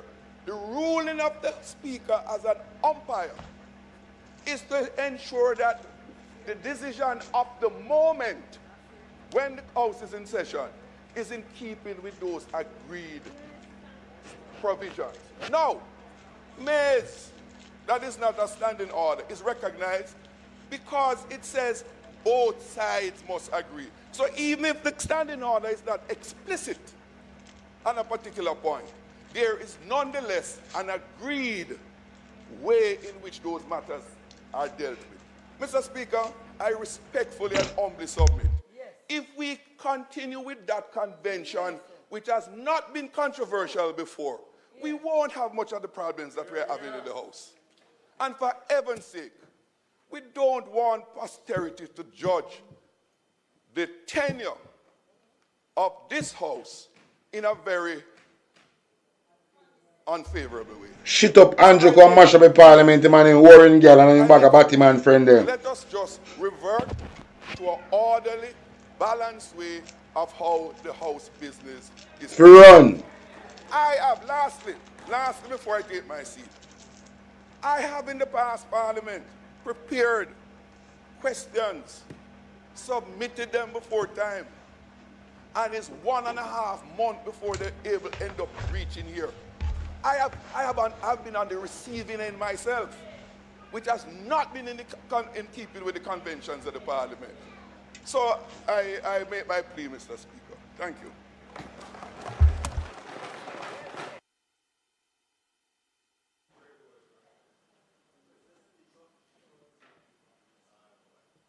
When the sister a Bigfoot Warren girl and a man come from mash up a Parliament. By the Speaker, you read section of the standing order. But may I draw the House's attention to the fact that the Speaker's ruling cannot be in conflict with the standing orders. And if such rulings are in conflict with the standing order supersedes any ruling from any Speaker. Me not tell no lie now. Me not tell no lie. Me what tell you this. I would have better if I did every Wilmington as the Speaker of the House, you know. I would have feel more contented, you know, than the blood clot Bigfoot Warren girl, you know. Me say, I would have feel more contented with Everald Wilmington as the Speaker of the House. Cause this one I observe, Brother Virginia. You can't program him. Andrew can't go program him. He not going to take program. That is why I say, during the campaign, then try to avoid him from talk on the mic them. Because they can't program him. And I feel say Everald Wilmington would make a good Speaker of the House. He might have over a year of experience how the Parliament run. And with something he don't seem to be biased. So I honestly believe say if them support somebody to be the Speaker of the House, better than to support Everald Wilmington. Because even though I'm faced it, he's still better off. I have a better mind than the Batman Prime Minister and the Warren girl and the rest of them. In some things. Because things when they come out and leak out against, if indeed that's some scabs, they run him away. But they can't do it because he's a heavyweight in the party and he know a lot of them secret. And the way how I see this guy, Everald Wilmington, I don't think he's one of the thief. And him always a drop word. Even if I don't think he's one of the illicit thief. Even if him thief, I don't think he get caught up in this illicit 12. Maybe if him thief is come from run, Siaga time come down. But I don't think say him a part of this illicit thief for the Integrity Commission buck up in her.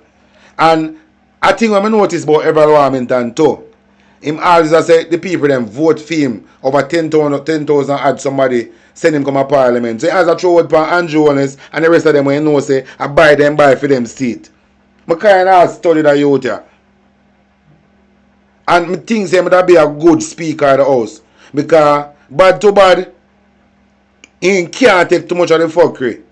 I want fuckery, man, but he can't take too much of the fuckery.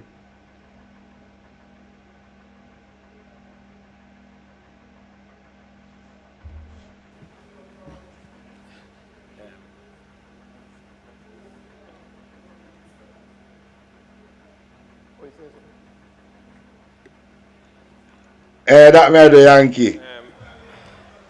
Mr. Speaker, I just wanted to add my concern to the conversation because I don't know if I'm hearing something differently, but it's coming across from what I've heard. Members. So, a feather this, feather ya gigolo in a feather. Feather ya gigolo when I hear nothing from on gigolo. I go and pass the feather. I don't want to hear nothing from on gigolo. Feather, sorry to say, I can't listen to gigolo. Sorry to say, Feather, I don't want to listen to no gigolo. Were it not for I couldn't be here that day and he got it the next time at bat. The member from St. Catherine Southwestern has moved his private members' motion. They have been debated in keeping with the standing order. The member from St. Catherine Southwestern, you don't have to get up. I'm talking now. I'm talking now. Don't tell me about that. I'm talking now. What I'm saying, we are adhering to the standing orders. Thank you.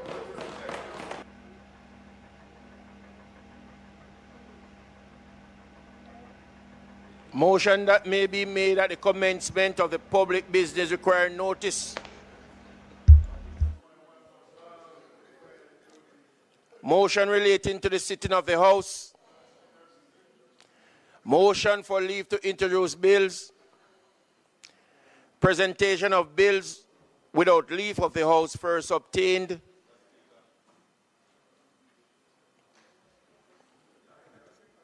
Mr. Speaker, I now move for the suspension of the standing orders to enable me to take the first reading of a bill shortly entitled the Registration and Shared Community Act 2026. Members, the question is that... Robert Montague, when you lose a seat, you know, you drop down, you know. You buy back for your seat, you know. Standing order be suspended to allow the minister to take the first reading of the bill. Those in favor? Aye. Those against? The ayes have it. Thank you very much, Mr. Speaker. And let me also thank my colleagues. Mr. Speaker, I now move that a bill shortly entitled the Registration Shared... How that, Darrell Vaz? I hope you have good news to tell Jamaican people about this Isle vessel. We are going to do the final touch-up for Starmine in the Isle. Darrell Vaz, I hope you have something to tell Jamaican people about United Island Gas, you know. I only hope Darrell Vaz have something to tell them about Walter Marant and the development of this isle. So we are going to listen. Community Act 2026 be read a first time. Mr. Speaker, thank you.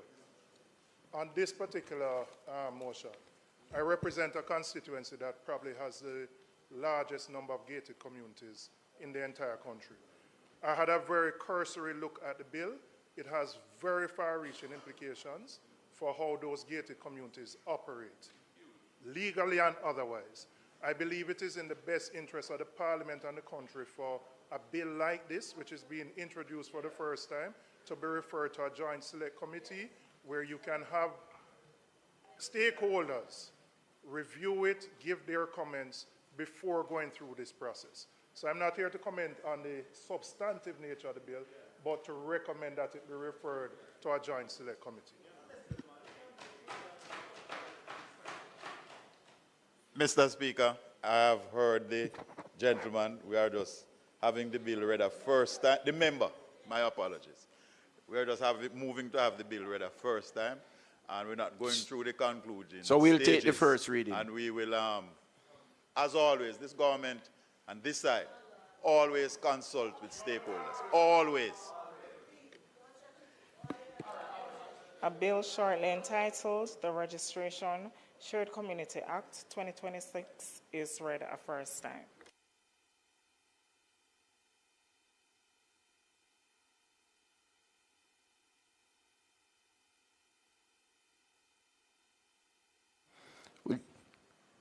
Take the second reading. Notice.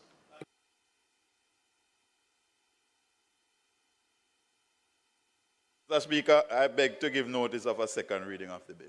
Thank you. Public business. Public business. Public business. Mr. Speaker, we are going to go into public business, but I would ask for the recommittal of questions and answers to questions.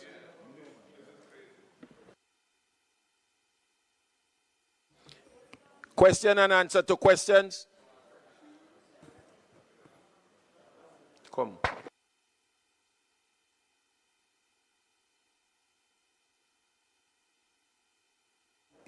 So, sorry, member.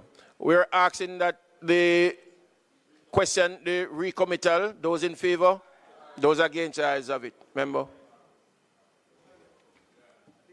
Thank you, Mr. Speaker.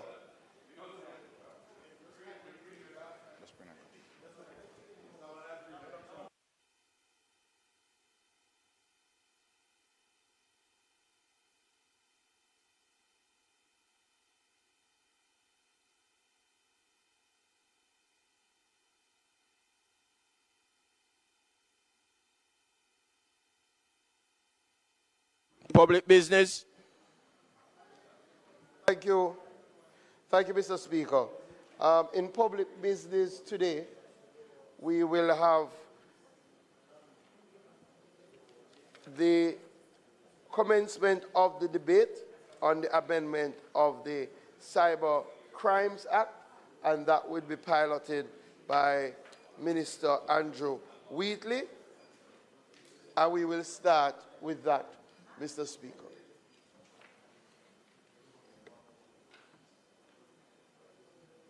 Member from St. Catherine South Central.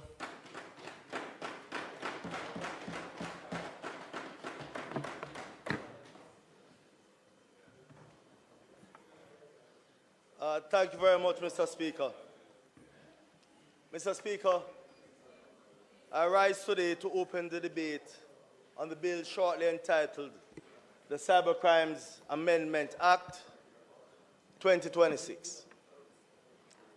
Mr. Speaker, this debate is timely because Jamaicans' daily life is now unavoidably digital. Our commerce, Mr. Speaker, is digital.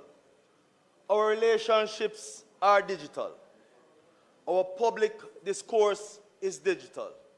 And, Mr. Speaker, increasingly, the dangers and pitfalls are digital. Mr. Speaker, if we look at what is amplified by social media virality, remote anonymity, cross-border criminal networks, and now, Mr. Speaker, artificial intelligence that can generate convincing deepfakes, synthetic voices, and manipulated imagery. Mr. Speaker, the modern criminal does not need to be in the same parish or even the same hemisphere to target a Jamaican citizen. Mr. Speaker, one click can cross every border our laws were never designed to stop.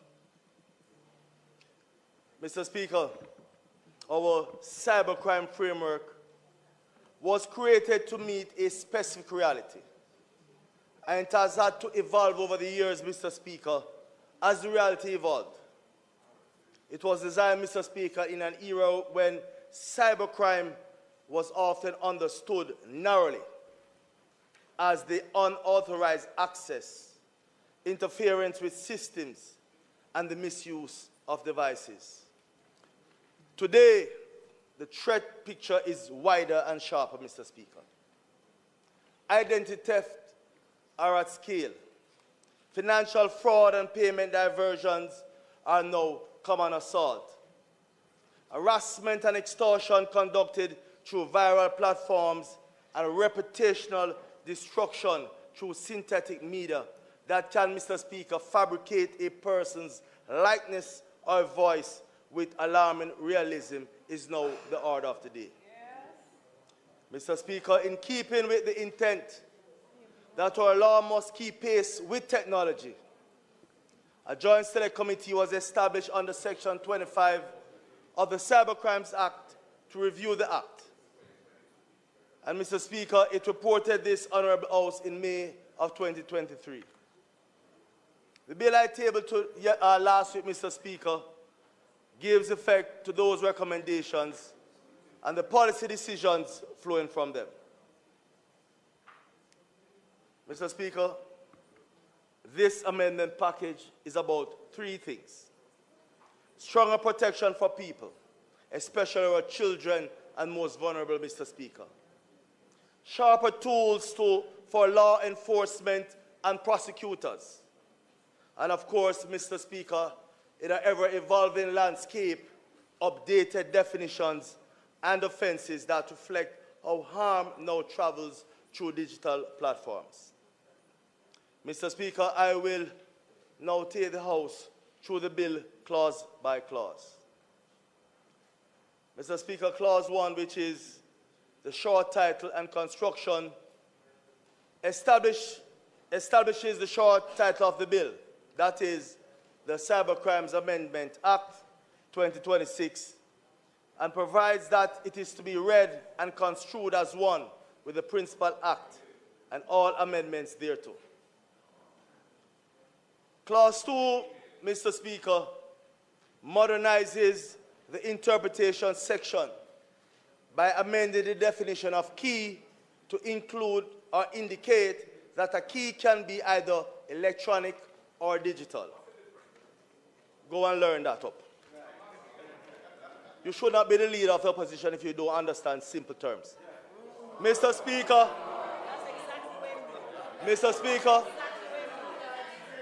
that is the key you need to know to unlock governance.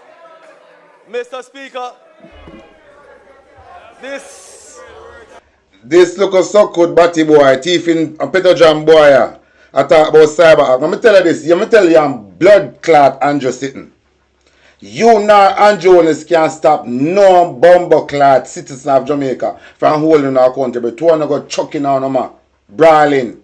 You know, no blood clot behavior. The opposition leader, the pussy of this, you know. Are the opposition leader, the batty boy of this, you know.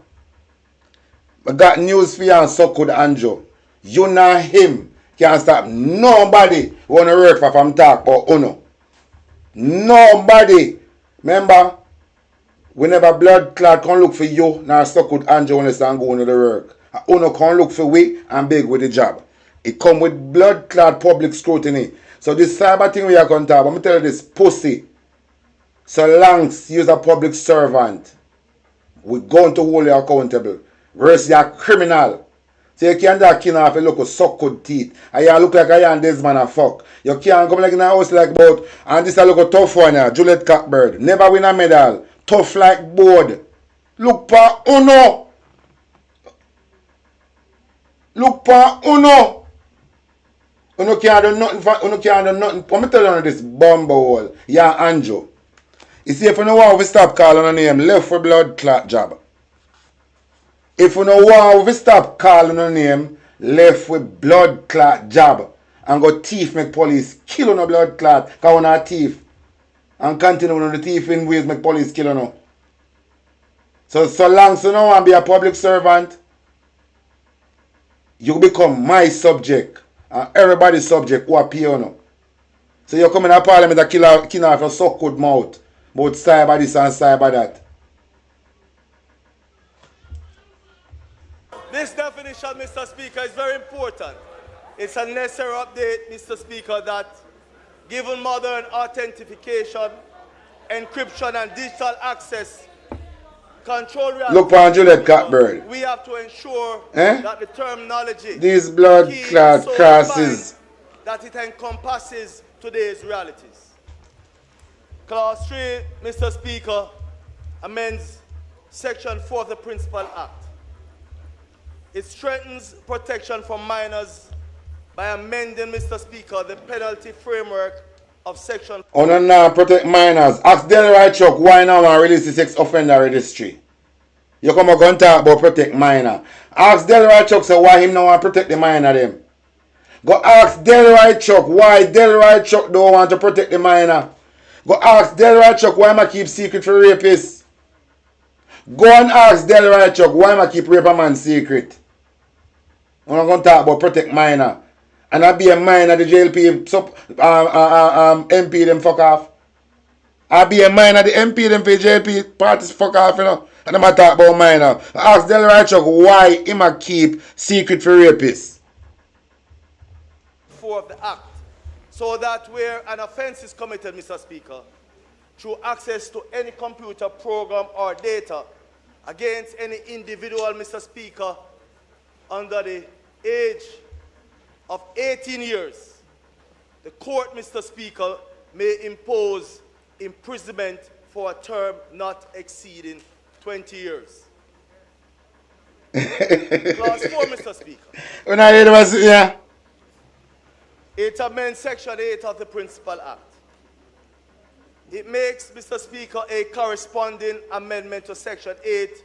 Likewise, Mr. Speaker, providing that where the offense, that is fraud or forgery, is committed against an individual under the age of 18 years, the penalty, Mr. Speaker, may include imprisonment for a term not exceeding 20 years. Clause 5, Mr. Speaker, amends Section 9 of the Principal Act to effect two significant changes, Mr. Speaker. First, Mr. Speaker, to replace the narrowing word sent to another person found in Section 9.1 of the Principal Act with the broader concept of published, Mr. Speaker. And secondly, to address a major modern harm vector, the non-consensual sharing of intimate content in the digital space, Mr. Speaker.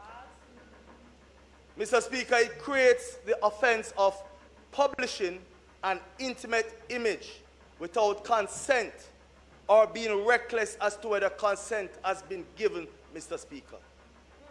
Mr. Speaker, it then defines the key terms in a way that reflects today's platform realities. Importantly, Mr. Speaker, the clause defines intimate image to include content that is captured, generated, or created, Mr. Speaker. And I repeat that.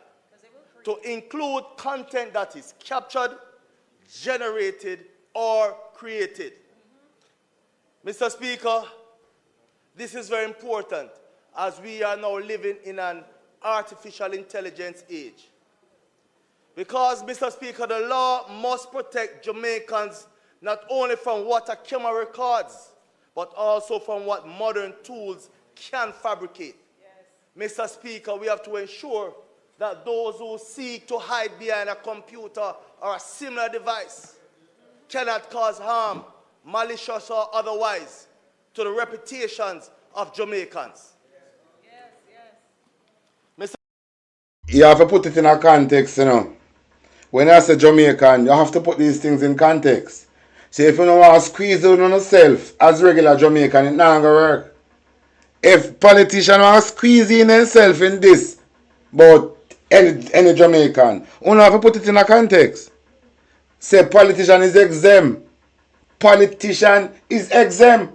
So put it in context. And we don't have a problem. Put it in context. Put it in context. So longs you don't exempt yourself from public scrutiny, I don't have a problem. Because at the end of the day, last time I checked, Uno work for me. So Uno is my subject, so Uno me I talk about. Yeah man, Uno me I talk about. Uno a thief. And Uno one bunch of gays. Uno a criminal. Mr. Speaker, it defines published in a practical, technological way to include sending, Mr. Speaker, transferring, Mr. Speaker, posting, Mr. Speaker, disseminating, Mr. Speaker, or otherwise, Mr. Speaker, provide access. You see, you don't learn, I know. But you will learn. You will learn. You will learn. Mr. Speaker, it makes it plain that a person under 18 is incapable of giving consent for these purposes, Mr. Speaker. And it provides, Mr. Speaker, carefully framed statutory... Look how Rhoda Crawford mouth look think. What a mouth look how Juliet Cockbird mouth. And that mouth they look think. Look at Juliet Cockbird mouth. Eh? Similar like a dog bowl.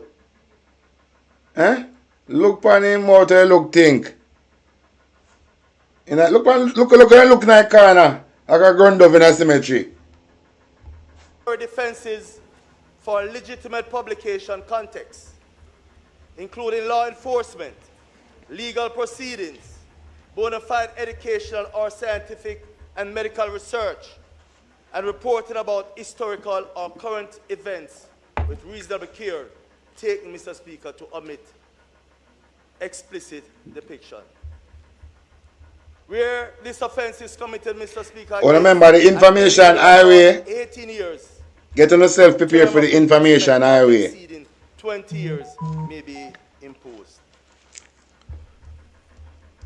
Clause 6, which is the amendment of Section 10 of the Principal Act, strengthens Jamaica's ability to disrupt organized cybercrime by criminalizing without lawful justification the intentional manufacture, sale, importation, distribution, disclosure, or making available, Mr. Speaker, of a computer, any key, or any other data or device designed or adapted primarily for the purpose of committing offenses under sections 3 to 9, and also criminalizes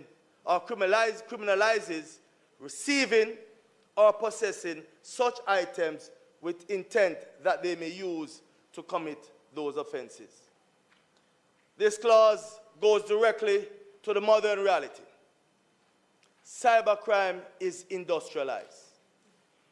Tools are traded, rented, bundled, and delivered like a service. If we want fewer victims, we must also choke off the enabling infrastructure. Mr. Speaker, I also want to speak directly to the reality Jamaicans are facing with the sharp rise in fraud and scamming, particularly as it relates to banking and financial transactions. Too many citizens, Mr. Speaker, and businesses have had their accounts targeted through phishing and impersonation, payment diversion, account takeovers, SIM swap style tactics. You have to go ask bank where people that ball out so they might lose their money. You have to go ask the bank, because the last time I checked I bank them in Jamaica thief people their money. Now the bank them in Jamaica last time I checked thief where people their money. All the old man, when I use bank card, all of fee money gone out of fee account. Much people, when they're ready for go use their money, all of their money gone out of their account. The bank did a thief, all of people money in Jamaica. The bank them, all of people money, the bank them did a thief in Jamaica. So the bank do more thieving than normal somebody in Jamaica. Where they, everybody a ball out, who forgot how the money in which bank and which bank they not forgot how. Only never remember, man?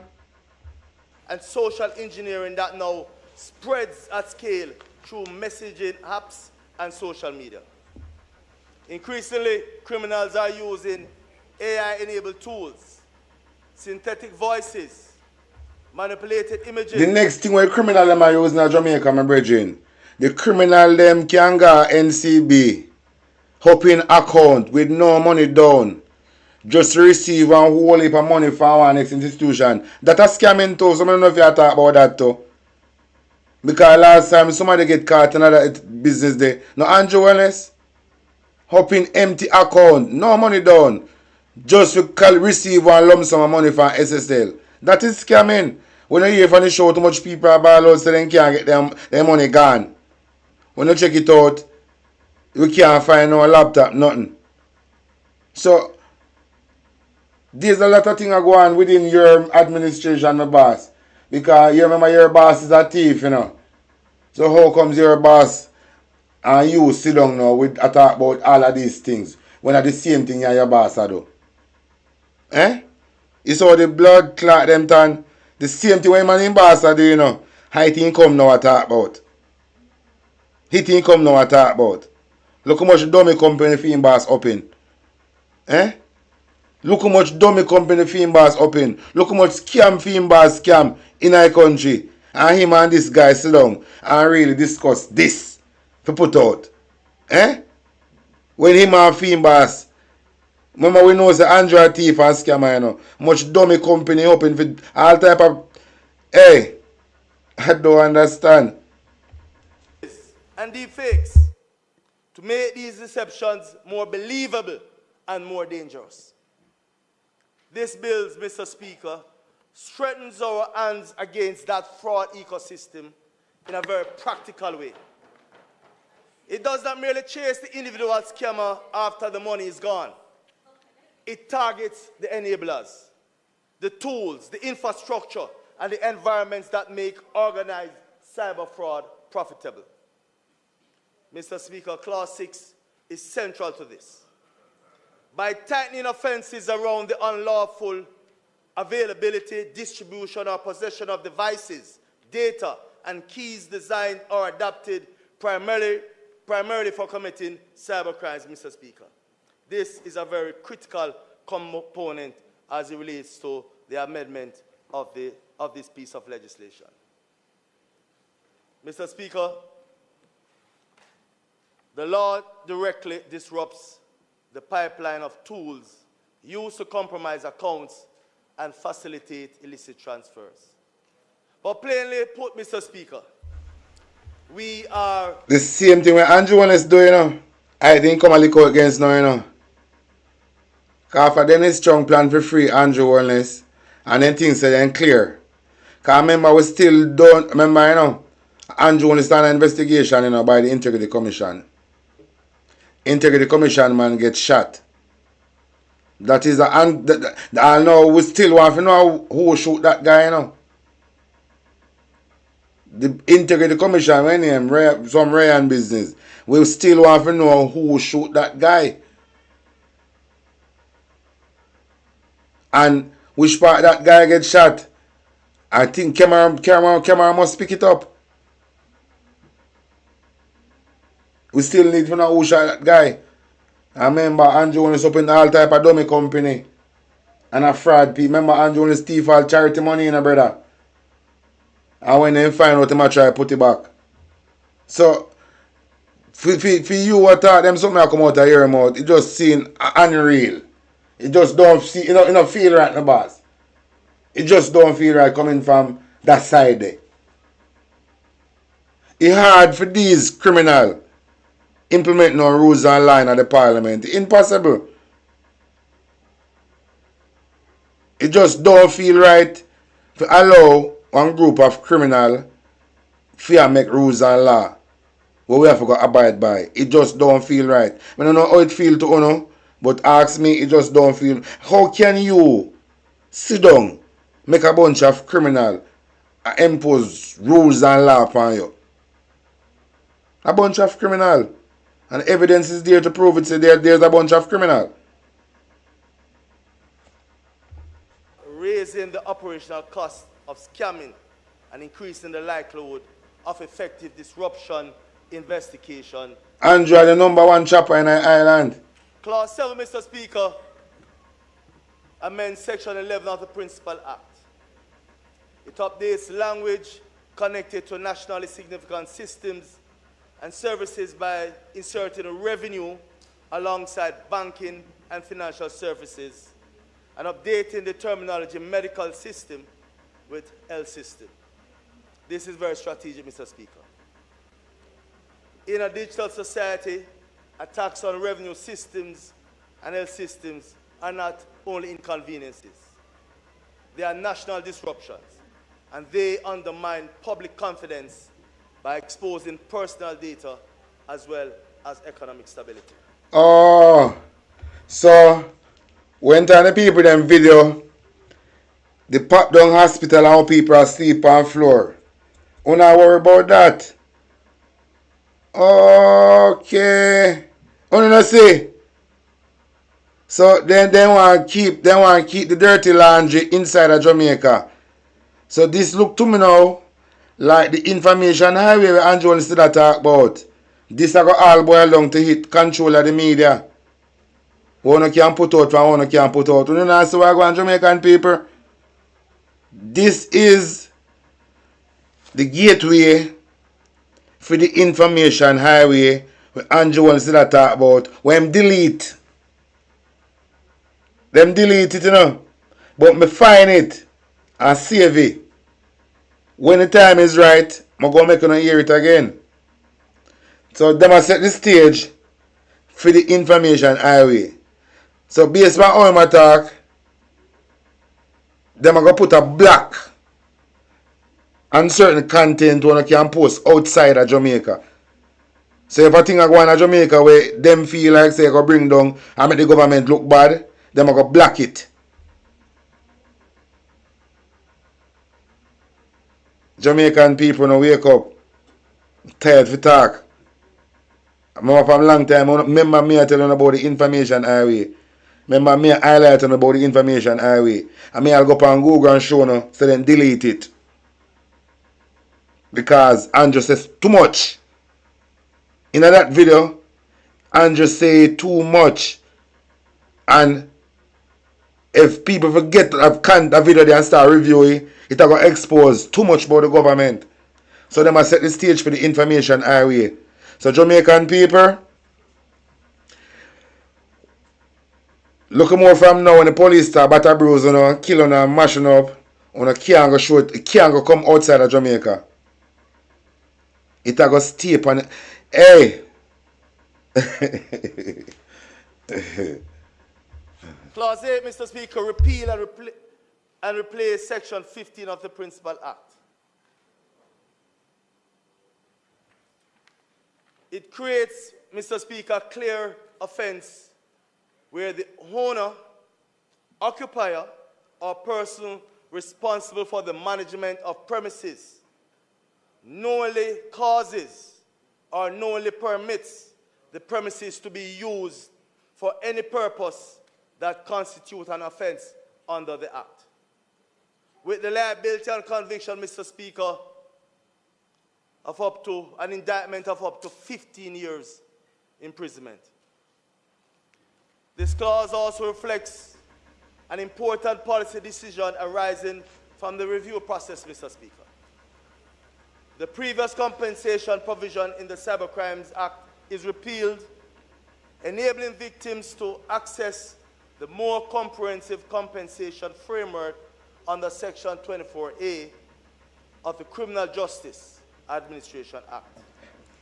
In other words, Mr. Speaker, we are tightening accountability for environments that knowingly enable cybercrime, while also, Mr. Speaker, improving the pathway for victims to be properly compensated.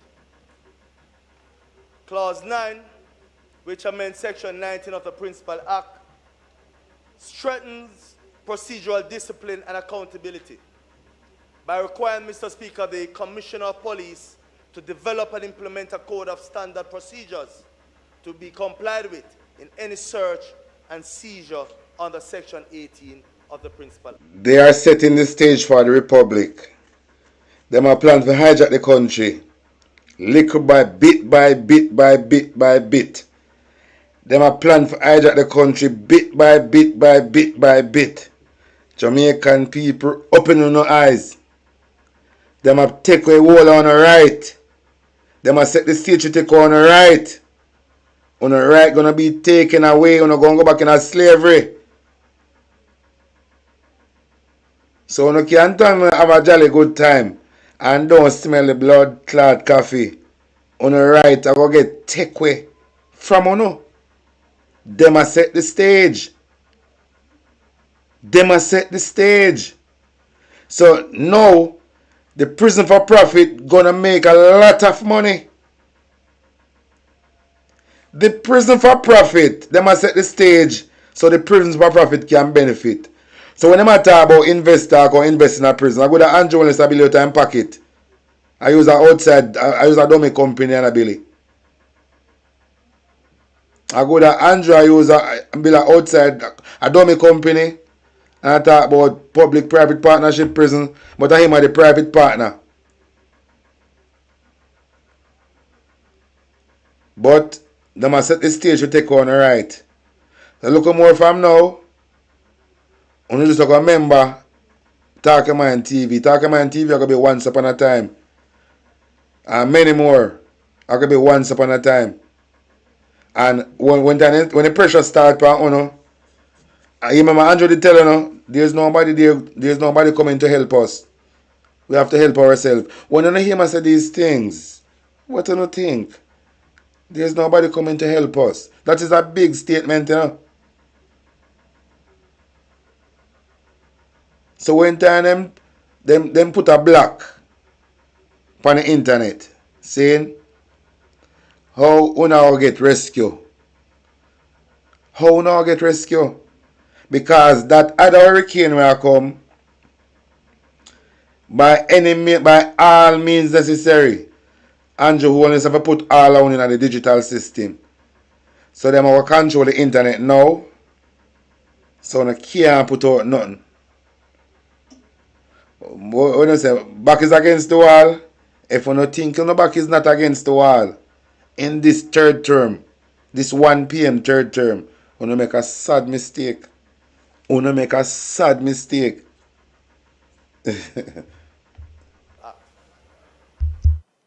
Mr. Speaker, this ensures due observance of the safeguards contained in Section 19, which requires documentation of computer materials seized during an investigation. This is about effectiveness and integrity. Complex cybercrime matters often succeed, Mr. Speaker, or fail based on how digital evidence is handled. Section 10 amends Section 20 of the Principal Act. It makes, Mr. Speaker, consequential procedural updates, including aligning references in Section 20 to a warrant issued under Section 18 and updating the prosecutorial reference in Section 2. This, Mr. Speaker, is significant as a category of officers who can make an application for forfeiture of seized computer materials will no longer be limited to the Director of Public Prosecution, but now include clerks of the courts. Clause 11, Mr. Speaker, is a consequential amendment of the Interception of Communications Act. It aligns, Mr. Speaker, the Interception of Communications Act with the amendment referenced in Clause 2 by similarly updating the definition of key to indicate that a key can be either electronic or digital. Still not learning, but that is all right. That's all right, man. Ask Philip.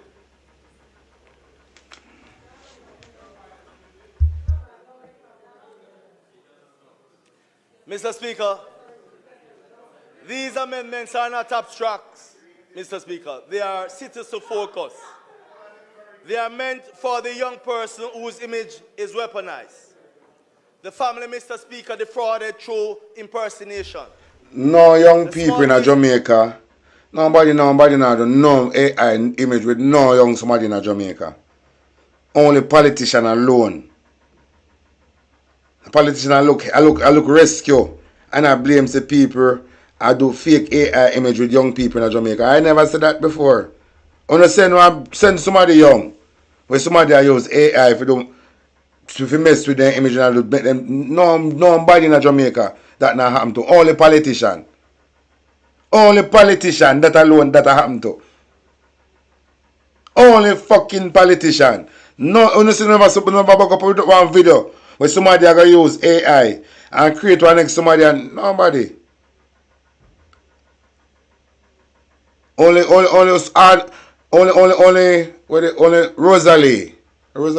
Rosalie. Them create a cartoon image of Rosalie and a next bridging on social media space name, blam them. And some next look up TikTok of people.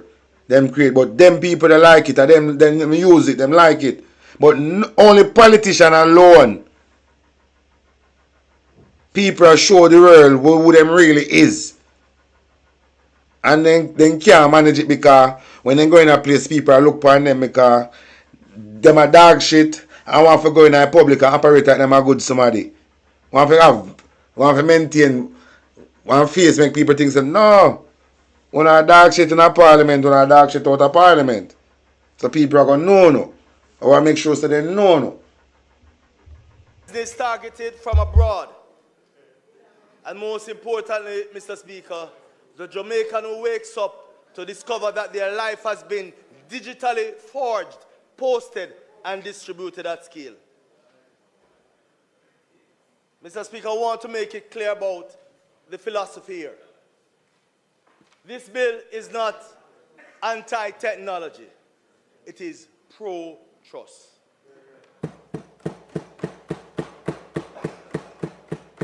I want to record this and listen it back again on one time. Citizens believe the digital space is not a lawless space. The modern Jamaican economy cannot thrive if online becomes synonymous with unsafe. So today, Mr. Speaker, in opening the debate, I invite the widest, most practical debate across this honorable House. Let us test its clauses, Mr. Speaker. Let us pressure check its safeguards. Let us ensure it protects rights while enabling effective enforcement. But, Mr. Speaker, let us also move with urgency, because the threat landscape is moving with urgency. And the Jamaican people, Mr. Speaker, deserves a cybercrimes framework that is fit for the world they live in. Not yesterday, Mr. Speaker, but now. Not the world as it was when yesterday's technology sets the limits of yesterday's law. Mr. Speaker, I thank you.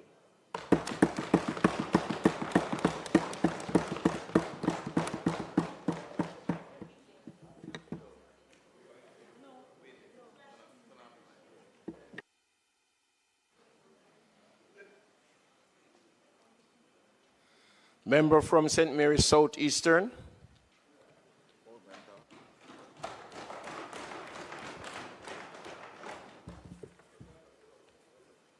Thank you very much, Mr. Speaker. I rise this afternoon as the opposition spokesperson with responsibility for digital transformation to make my contribution on the Cybercrimes Amendment Bill. At the outset, Mr. Speaker, let me state clearly that the opposition is broadly supportive of this legislation. We recognize the need to modernize Jamaica's cybercrime framework in an era where technology has advanced far beyond what was contemplated when the original act was passed, and where citizens, particularly children, seniors, and other vulnerable persons, face increasing risk online. I wish to commend the Joint Select Committee for the seriousness, balance, and diligence with which it conducted its statutory review of the Cybercrimes Act. That review was a critical step, Mr. Speaker, and it has brought us to the point where Parliament can now formally proceed to enact amended legislation that will meaningfully strengthen Jamaica's cybercrime detection, prevention, and enforcement capabilities. We also note that many of the committee's recommendations have already been adopted and agreed in the Senate, reflecting bipartisan recognition of the issues involved. Importantly, this bill does not impose any significant fiscal burden on the state. Mr. Speaker, there are several important measures in this bill that the opposition welcomes. First, the amendment and modernization of cyber-related offenses, particularly the amendment to Section 9 of the Principal Act to include the word publish, This is a significant and far-reaching improvement. Under the previous legislation, the focus was largely on sending information from one person to another. The inclusion of the concept of publishing now properly reflects the realities of the modern digital environment. It captures conduct involved sending, transferring, posting, disseminating, or otherwise providing access to images and data, including through social media platforms. Mr. Speaker, this change recognizes that harm today is often caused through public and mass dissemination, not merely private communication. It modernizes the act in a way that is fit for the new social media and digital era, and the opposition welcomes this amendment. Second, we support strengthened penalties for cyber offenses involving children, recognizing the seriousness of digital exploitation and predatory conduct. Thirdly, Mr. Speaker, we welcome the clearer treatment of harmful and malicious digital communications, ensuring that freedom of expression is balanced with the protection of dignity, safety, and reputation. I wish to place specific emphasis on social engineering, because in the Jamaican context, this is not an abstract cyber concept. It is fraud. The amendments now before this Honorable House rightfully incorporate the recommendations of the Joint Select Committee in this area. They recognize that social engineering has become a major driver of financial loss and emotional harm across Jamaican society, affecting individuals, families, businesses, and public institutions alike. By amending the original act to more clearly address phishing, spoofing, impersonation, and other deceptive practices, the legislation acknowledges realities of how fraud is now being carried out.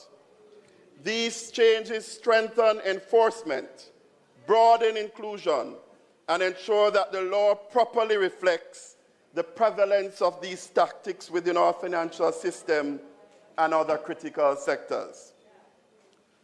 However, Mr. Speaker, there remains a significant enforcement challenge.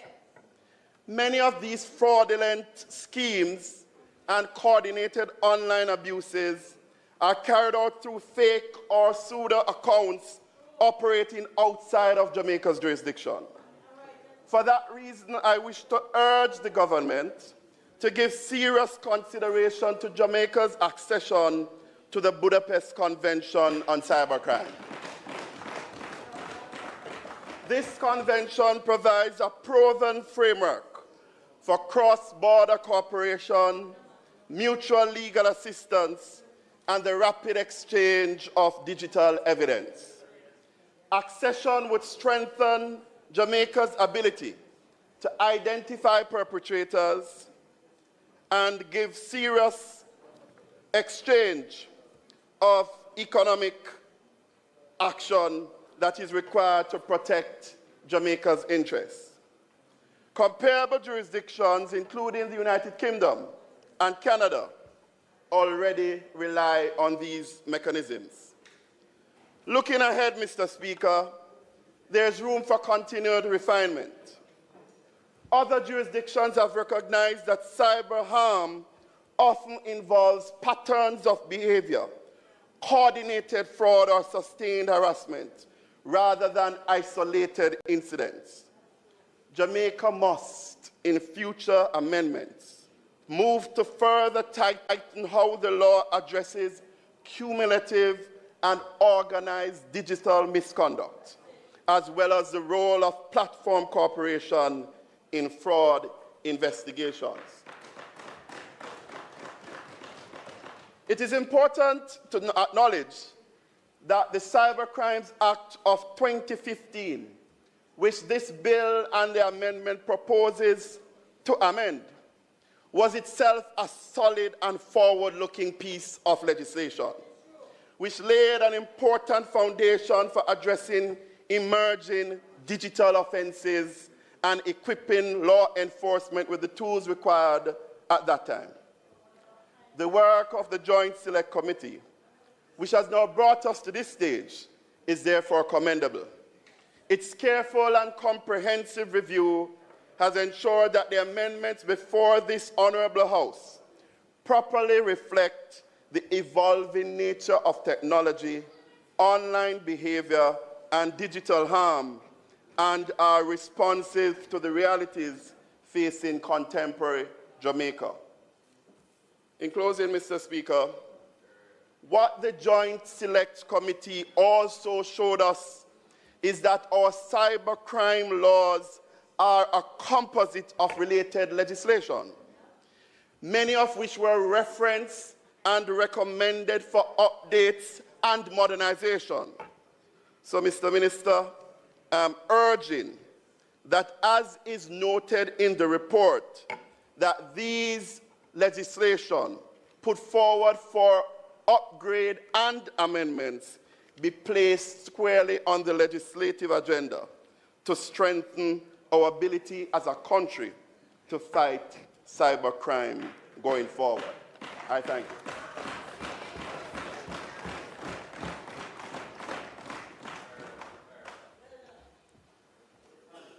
Member from St. Andrews Southeastern. Thank you, Mr. Speaker. I want to make two sets of comments. One, I want to start with process. The act that we are now seeking to amend is based on a Joint Select Committee that was established in January 2021. The Joint Select Committee substantively had meetings in 2023 and completed its work in May 2023. We are at January 2026. Now, when the amendment to the 2015 Act was done, we had built in a review after a 3-year period. The point I'm making that in 2026, we are now due another review. And the reality is that the work that would have been done almost 3 years ago would not have taken account of probably the most important development in technology over the last century, which is the advent of artificial intelligence. I make this point to say that the lack of timeliness of moving from a Joint Select Committee to a report to amendments affects this particular legislation more than others, because the nature of technology evolves so quickly. And so we have to ensure that, particularly for legislation of this nature, that we conduct the reviews and do the amendments in a timely fashion. There are two substantive points I want to make. First, the issue of reporting of cyber incidents. In the 2015 Act, we deliberately took the position that financial and other institutions there would be a voluntary obligation on their part to report. The experience and the evidence is that when you look at the number of reports in comparison to the anecdotal and the others that you know exist, the institutions are not reporting what is taking place. That has implications for policy. It has implications for a number of other things. And so a recommendation was made that we should move away from voluntary to an obligatory mandatory reporting to the regulator. And in this case, if it's a financial institution, it would either be the Bank of Jamaica or the Financial Services Commission. Now, obviously, financial institutions, no financial institution wants the publicity of acknowledging that there are breaches. But I'm sure if you speak to members here and in the general public, there are so many of us who have been victims of cyber criminal activity, particularly around banking transactions. And many of them are settled almost immediately. In a particular case for me, when I reported it, it was immediately settled. And I came to the conclusion that the bank acknowledged that it was a problem. I indicated I was not at that ATM at 1 o'clock in the morning, and I was refunded my money. But the reality is that these reports are not being captured by the regulator, and it is important that that is so. The second substantive area relates to Section 9, which is malicious communication, which is the most controversial clause in this act. In 2015, the Office of Director of Public Prosecutions published guidelines in relation to how the act should be, this particular clause should be interpreted, read. And I just want to encourage the government in the public education to ensure that those guidelines are made available. They're in the public domain, but to reinforce, because we are in an era where people believe that once you're online, you can't say and do anything. And because it is difficult for the people who are offended to pursue the matters, people feel they have a license to almost act outside the law. So I want to encourage the dissemination and the inclusion of that report by the DPP's office surrounding Section 9 in all public education going forward on a continuous basis, so that the public is aware that the persons who are prosecuting, both law enforcement and prosecution, and the judges too, can be up to date with how that report dealt with Section 9. I was a member of the committee that did the review, and as my colleague from Southeast St. Mary said, we are broadly in support of the recommendations that are made. But the main point I would like to make is that with the passage of time, we are almost due now another review of this act to ensure that we incorporate the new advancements in technology, particularly around artificial intelligence. Thank you. Member from Portland Eastern. Thank you, Mr. Speaker. Minister, I rise to support the amendments to the Cybercrimes Act. I just wish to make a comment on Clause 8, which would be Section 15. And just to point to you what I genuinely believe may bring some fear or apprehension or fear of prosecution in relation to the lack of a definition in relation to the premises that is intended to be covered in this section. So it's not a criticism, it's just a wonder, and in light of what my friend from St. Andrew, Southeast would have said, whether or not it's something that could be reviewed. Nothing I say here I think would prevent the passing of your legislation, but just wondering if it's something that we need to look at. In certainly the Dangerous Drug Act, the fraudulent transaction legislation, a lot of the activities are physical. This section, as worded, speaks to two types of knowledge. Actual knowledge, which is the knowingly cause, and then there is the turning a blind eye, kind of strict liability, being negligent. What is a little bit problematic is whether or not how we define who is the person in control of a premises, and whether we can control, as the section speaks about, any act under the Cybercrimes Act. You as a premises owner, landlord, I can go to even the warder, to the minister of the state minister in security, even the warders in the prison institutions, and cell phone access, especially with the malicious communication, whether the premises and how liability comes about by a failure of defining the premises in relation to cyber crimes, because it's not general, or we can't make it comparative to the Dangerous Drug Act, where there's some physical substance that somebody can, or activities in and out of a premises. Youth club persons, community centers can find themselves in trouble with the law because the definition is not restricting or kind of giving guidance out of the legislation by the definition section. So I'm just raising it to say it may be something to consider or review. It won't prevent, I support it 100%, but there was a famous case, Sweet and Parsley, where Lord Reed would have said we're not in the business of turning ordinary citizens into criminals.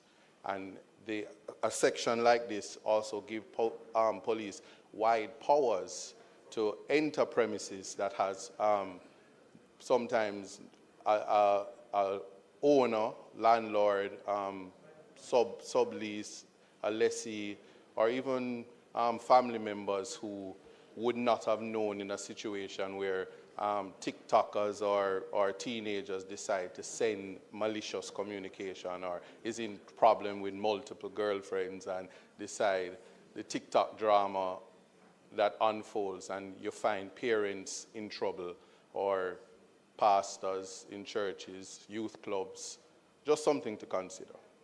Thank you. Member from St. Andrew Southwestern. Thank you, Mr. Speaker. I rise to add my few words on the report of the Joint Select Committee to the Houses of Parliament on the Cybercrime Act. I want to say that there is really nothing controversial that I have to say, hopefully, today. That, as others have said, I agree with the direction of the amendments that are made. There is just one little provision that I am opposed to, and I'll tell you why. I listen to that. I know that the recommendations include repeal of Section 15 and provides for compensation of victims of cyber crimes and all of that. As I looked at it, though, I was thinking that in as much as we talk about three main incidents that occur in terms of cybercrime as being abusive content, impersonation, and revenge porn. For me, one that we have not paid sufficient attention to is reputation sabotage. Right? And that is as well a big one, and it has been a big one in Jamaica. We look and note that in the first 6 months of 2025, we saw 34 million cyber attack attempts. Huge, yeah? And so all of the various categories, I think, are important for us to look at. And I didn't note enough attention being paid to that. I raise that, Mr. Speaker, because I'm sure you would not be surprised to hear that there are members here and many Jamaicans who every day will come and laud, big up their social media individuals. And when you go and check, you will actually see that some of those same persons are and this is not the first time I'm saying it in the House, yeah?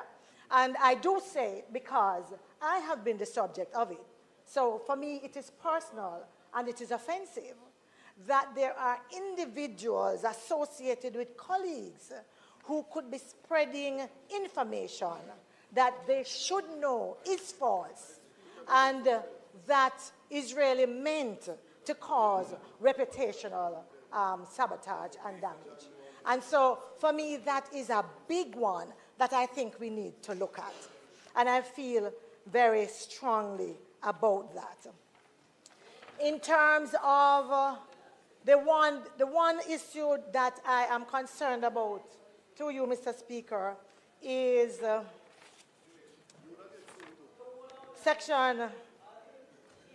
is included in Section 9 of the Principal Act and is on page 3, that is 5(1)(c), D, and E, where it says that it shall be a defense in any proceedings for the commission of an offense under Section 1A for the defendants to show that the image that was published, yes, was for bona fide educational, scientific, medical, or research purposes, or for purpose of reporting about historical events.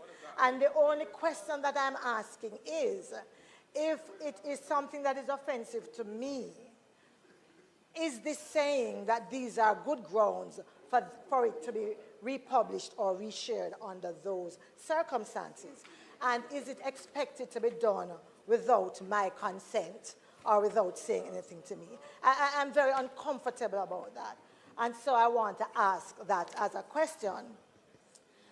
The rest that I wanted to say, Mr. Speaker, is not about what is in the bill, but rather what I thought needed to have been addressed, notwithstanding the focus of the Joint Select Committee.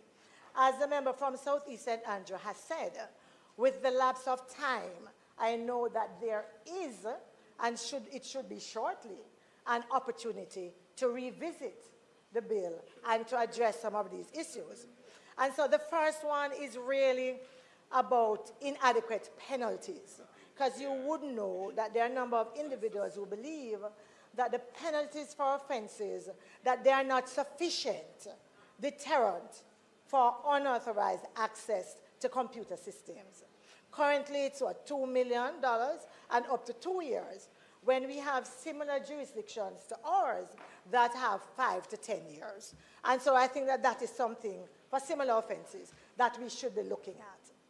And then is the limited scope, yes, of the bill, because it does not fully address, and I think the member mentioned that as well, emerging trends and technologies, yeah, and in particular the issue of spam. Also, the difficulty in prosecution, as many have actually noted, yes, and you will know that the investigative capacity, yes, is not there to give the kind of support that the bill needs for proper prosecution, for wider prosecution, yes? And so I believe we also need to look at the investigative capacity of law enforcement agencies for that.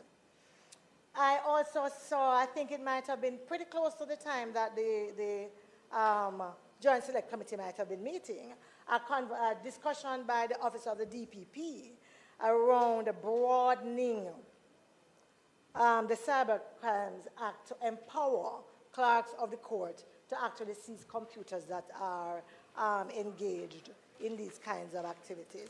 And I thought that that was worthy of being considered, and so I wanted to recommend that. And then, as I end, Mr. Speaker, through you to the Minister, I believe that any revisit of the bill should really ensure that it focuses broadly on protecting human rights, and that it doesn't have a narrow focus on the misuse of computer networks and dissemination of objectionable information. I think that where we are in the world and what's happening in cybercrime, it needs to be more broadly focused. And then finally, I want to add my own words to the member from St. Mary who spoke about accession to the Budapest Convention. The truth is that Jamaica as a jurisdiction, we have partnered with the Budapest Convention, with Pegasus and a number of other initiatives, but yet we have refused to accede to the bill. The truth is, and sometimes to the convention, the Budapest Convention. The truth is that often I hear our leaders saying that this is a convention that is more in tune and meant for bigger countries, more developed countries, and for Europe, etc. The truth, though, is that there are other Commonwealth countries that have acceded to the convention, yes? Even right here in the Caribbean. And as I said earlier, Jamaica has partnered with the Budapest Convention on projects like Pegasus and all of that. And they have noted immense benefit, yes, from the international collaboration and from the technical support that we have received under the Budapest Convention. So I want to place those on record, Mr. Speaker, as in terms of my opinion and my hope in terms of what I'd like to see in the future around a cybercrimes bill.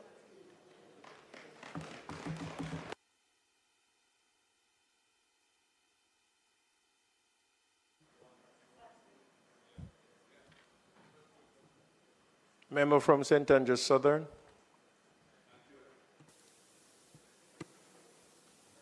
Thank you, Mr. Speaker.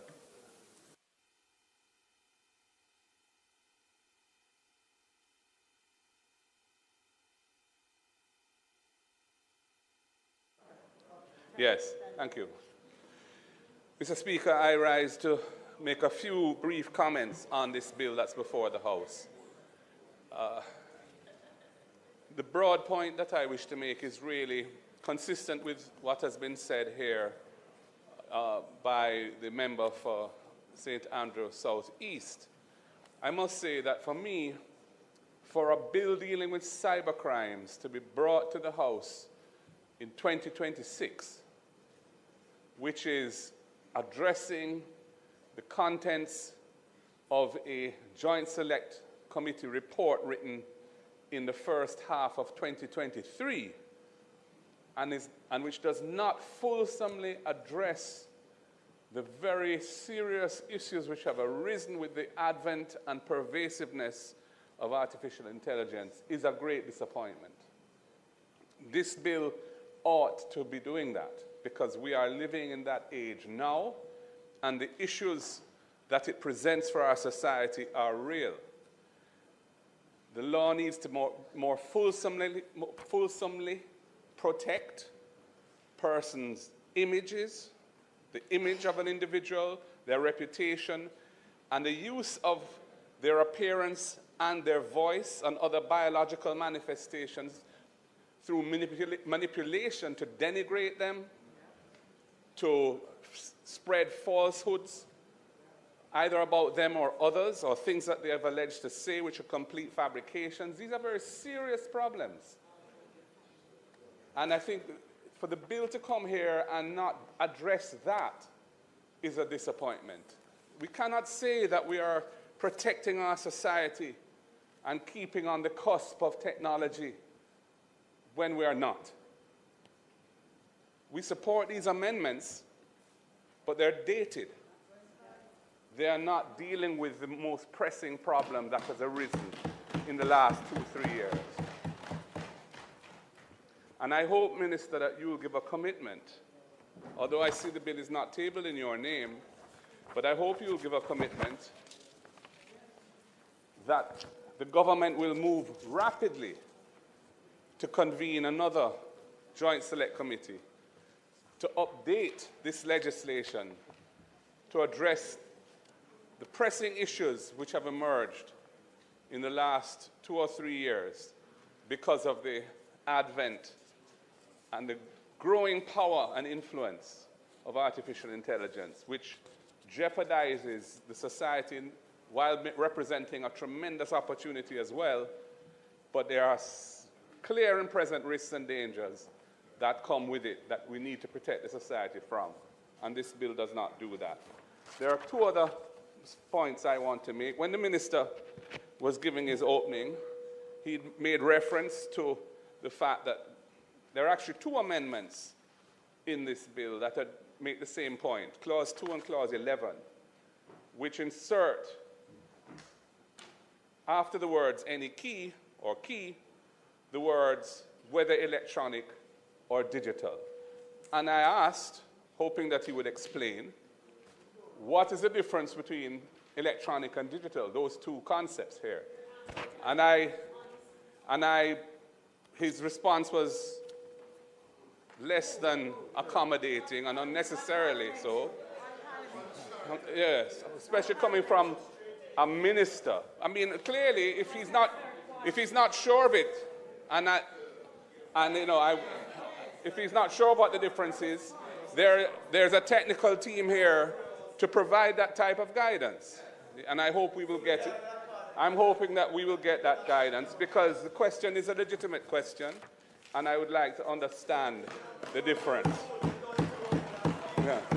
The other point that I wish to make relates to Clause 5 of the bill, which is dealing with Section 9.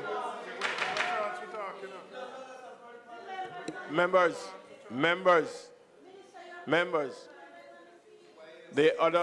members on the members. The person is on. The member is on his feet. Thank you. The other issue I wanted to raise has been mentioned by the member for St. Andrew Southwest, and it relates to the defense that is set out in Clause 1C, big C, to the new offense which is inserted by Clause 9(1)(a). And it relates to the publishing of intimate images. And 1C speaks to defenses to that offense of publishing intimate images about somebody without their consent. And one of the defenses talks to or speaks to publishing for the purpose of reporting about historical events. Now, I want to know what that means. What are historical events for this in this context? Is a historical event something which you find in a history book? Or is a historical event something which has occurred in the past? And maybe the recent past. It may be last week. So from that perspective, given that this is a defense that will remove the protection to the individual who has had intimate images about them published, it ought to be very clear what that defense is trying to address and what it is not trying to address. And as presently formulated, it is too general, it's too abstract, and it, to my mind, could undermine the intent of the new offense, which is to protect people from violations of their privacy through the publication of intimate images. So, Mr.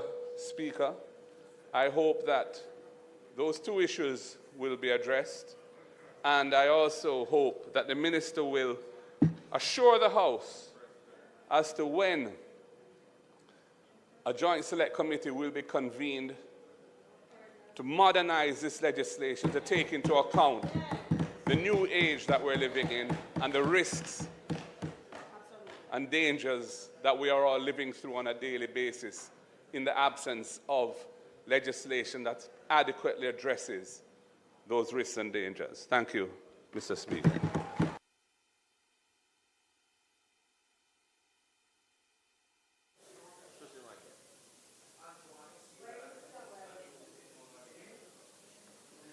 Member from St. Catherine Southeastern.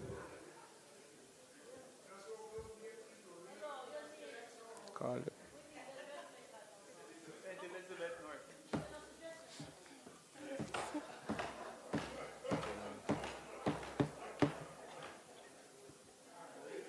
St. Elizabeth Northeastern, sorry. Thank you, Mr. Speaker. Mr. Speaker, I rise to make my contribution in respect of the cybercrimes bill. Like most members of the House, I do generally support the amendments being brought before the House in a general sense. However, as indicated there are concerns, Mr. Speaker, as it relates to the artificial intelligence component.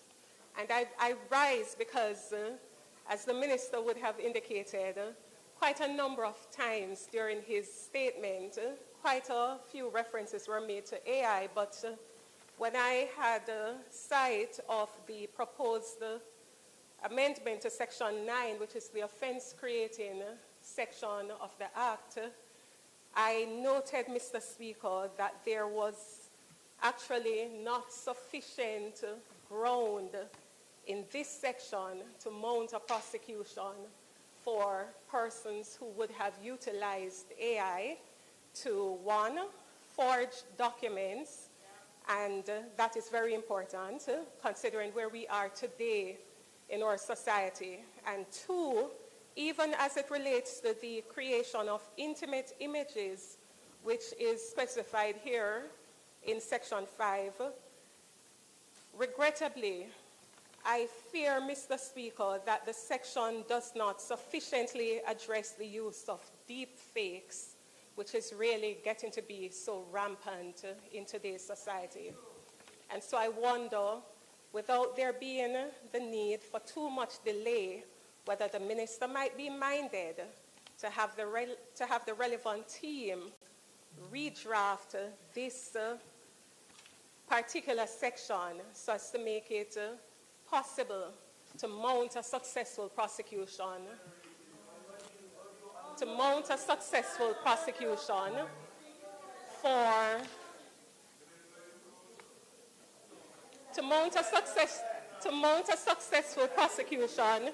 to address the use of AI to forge documents as well as to manipulate video. Let me be clear, as a practitioner in the legal system, when I look at this section, I can see where a defendant can very easily say, having used AI to create a deep fake image of an individual, of a real person, can realistically say before a court of law, but this is not an intimate image of any individual, because this is not a real person. And so it is a real risk that we all face. It is a real risk that we all face in this House. And so I do not rise to be partisan. I rise to see how best we can have a meeting of the minds so as to protect the Jamaican public in this respect. And secondly, I note at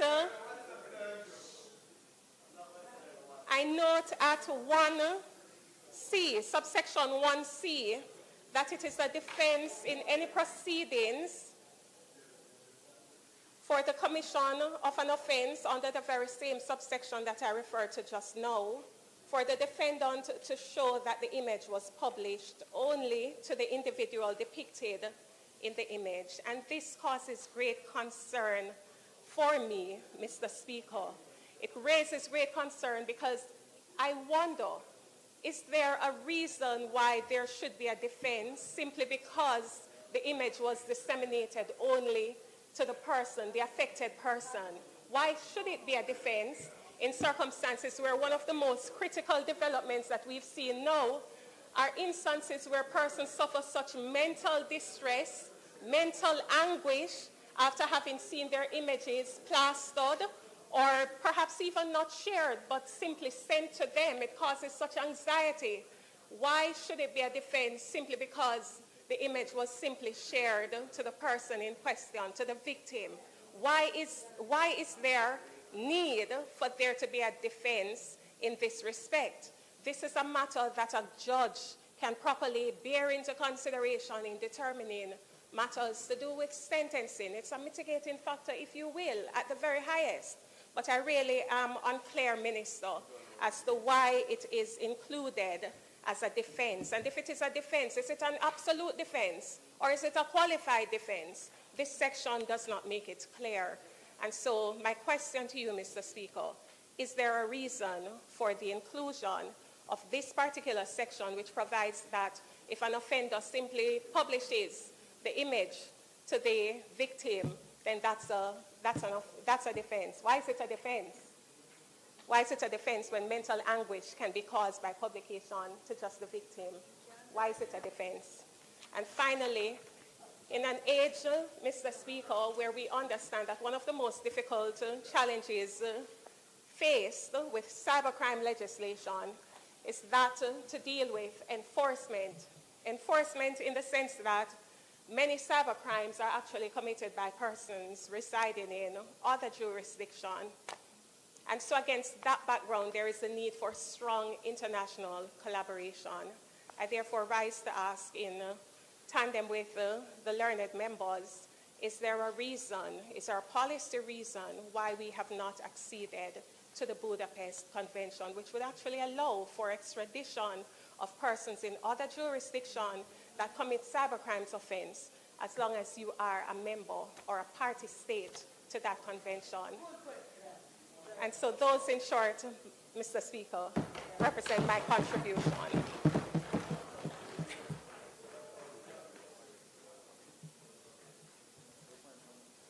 Central and Southeastern.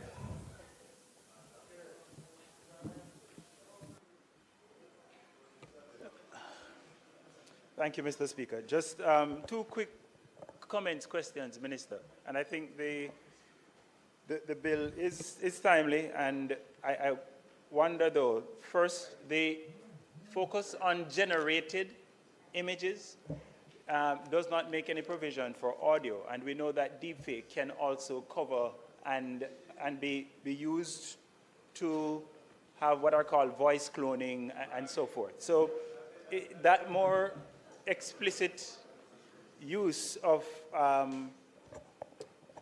or at least broaden what is generated from images only to also include audio is one consideration which I'm asking that we make. Secondly, the generated images focus on nudity with good reason.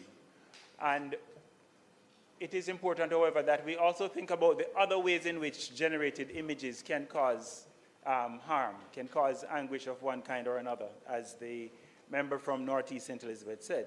And so to broaden what we're speaking to so that we do not have to come back here in short order to revise the bill would be important. My second point has to do with reporting.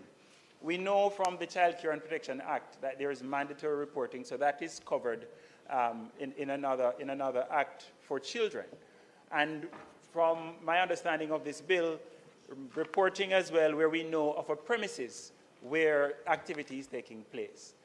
And I'm asking for consideration, Mr. Speaker, of reporting, required mandatory reporting, whenever it is known that someone is involved in generating or participating in activities that would be criminal under this bill, so cybercrime activities. Because at the moment, we can know and close our eyes to it, but if the law requires us to report as it is required for children, I think it would help us to take a step further to ensure we're protecting children, and especially the elderly, who are often victims in this regard. Thank you.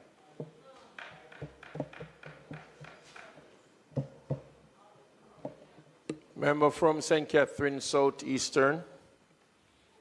Thank you, Mr. Speaker. Mr. Minister, so there are two things. One, I think we can all agree that we have to remove nudity or intimate image from the bill. The other thing I want to speak to, and it's from a personal note, because every day my office is bombarded by people who want to know about the blood pressure medication I spoke about in the video. And what is happening is that there have been AI videos generated of myself educating people about blood pressure, prostate, and all of that. And it is simply not true. So, and even my own colleagues here are calling me about their constituents, and I have to put out press releases. So I am a victim of this heinous act. So I want to draw your attention to Section D where it says for bona fide educational, scientific, medical, or research purposes, that has to go, because what they're doing is using my image to educate people on these conditions and then lead them to a website. Well, it's a bona fide educational video because some of what is said is true. But it is using my image without my consent, use it, so fraudulent. So, no, but it's the idea that they're using my image to educate and then to lead someone to a clickbait site. So it may need to be reviewed, Minister, to protect people like myself who educate legitimately.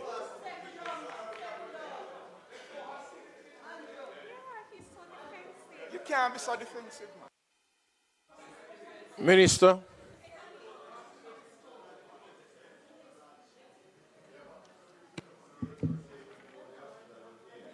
Thank you very much.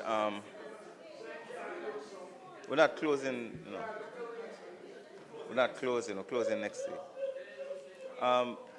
We're still in public business, right? Okay, thank you. Wonderful move to table that bill, long in coming. As was stated by the House Leader earlier in relation to the criminal justice, child diversion in the criminal justice system, I wish to continue and move for the... Sorry. Andrew.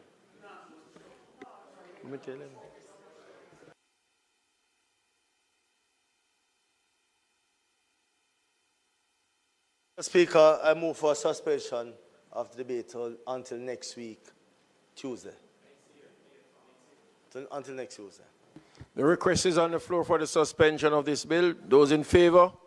Those against? The debate, sorry. Those in favor? Those against? The ayes have it. House Leader. Very much. As it relates, the Leader of Government Business would have already, at notices of motions given orally, started this process, so I want to complete it in his absence. I now move for the suspension of the standing orders to enable me to take the motion, notice of which was given earlier by the Leader of Government Business.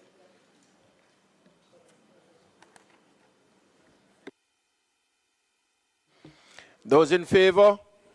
Those against? The ayes have it. Mr. Speaker, I now move that the motion, notice of which I gave earlier, be approved. Those in favor? Those against? The ayes have it. Mr. Speaker, I am happy to announce that the Minister with responsibility for culture is in the House, and she would have wanted to give her statement earlier, but she had state duties, so I'm asking that you recommit to statement by... You want to? Oh, but before that, in public business, the Minister of Justice wants to suspend a bill. Mr. Speaker, colleagues, I propose to close the bill and go to committee stage with the Jury Act, but some slight further amendments need to be made, so I'm asking for further suspension to next week. Those in favor? Those against? The ayes have it. Thank you, Mr. Speaker. I now ask that the House approve a recommittal of statement by ministers to allow the Minister to make her presentation. The request is for the recommittal to... No, I'm sorry. I humbly apologize, Madam, to allow the acting Prime Minister to make her presentation. Those in favor? Those against? The ayes have it.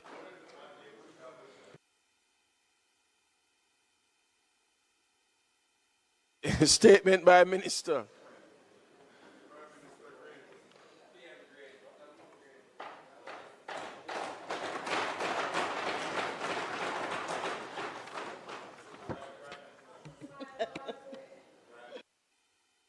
Thank you, Mr. Speaker. Thank you, House Leader. Mr. Speaker and colleagues, it is no coincidence that Reggae Month is observed in February. I do. The House does not recognize an acting PM sitting in the Prime Minister's seat.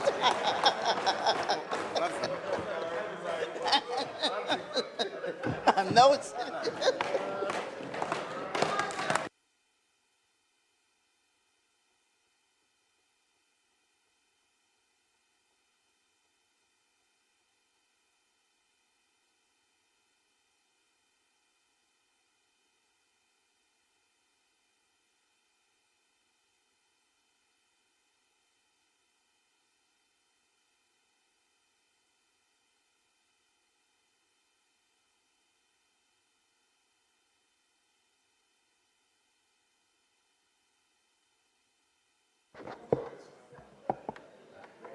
Mr. Speaker, I ask for permission to speak from a seat.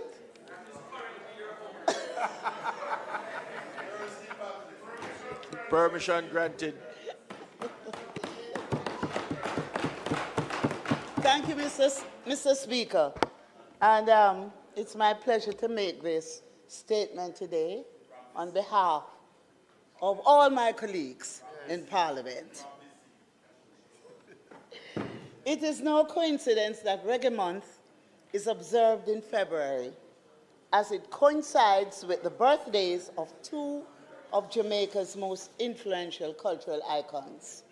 Dennis Brown, born on February 1, and the Honorable Robert Nesta Marley, born on February 6. Their lives and legacies reflect the depth, the reach, and enduring power of reggae music.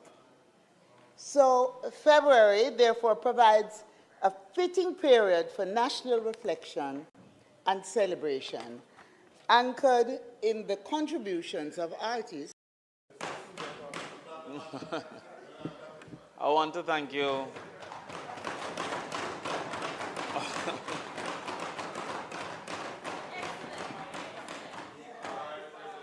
I want to thank the Minister and her team, including the Junior Minister, for presenting the Minister of State.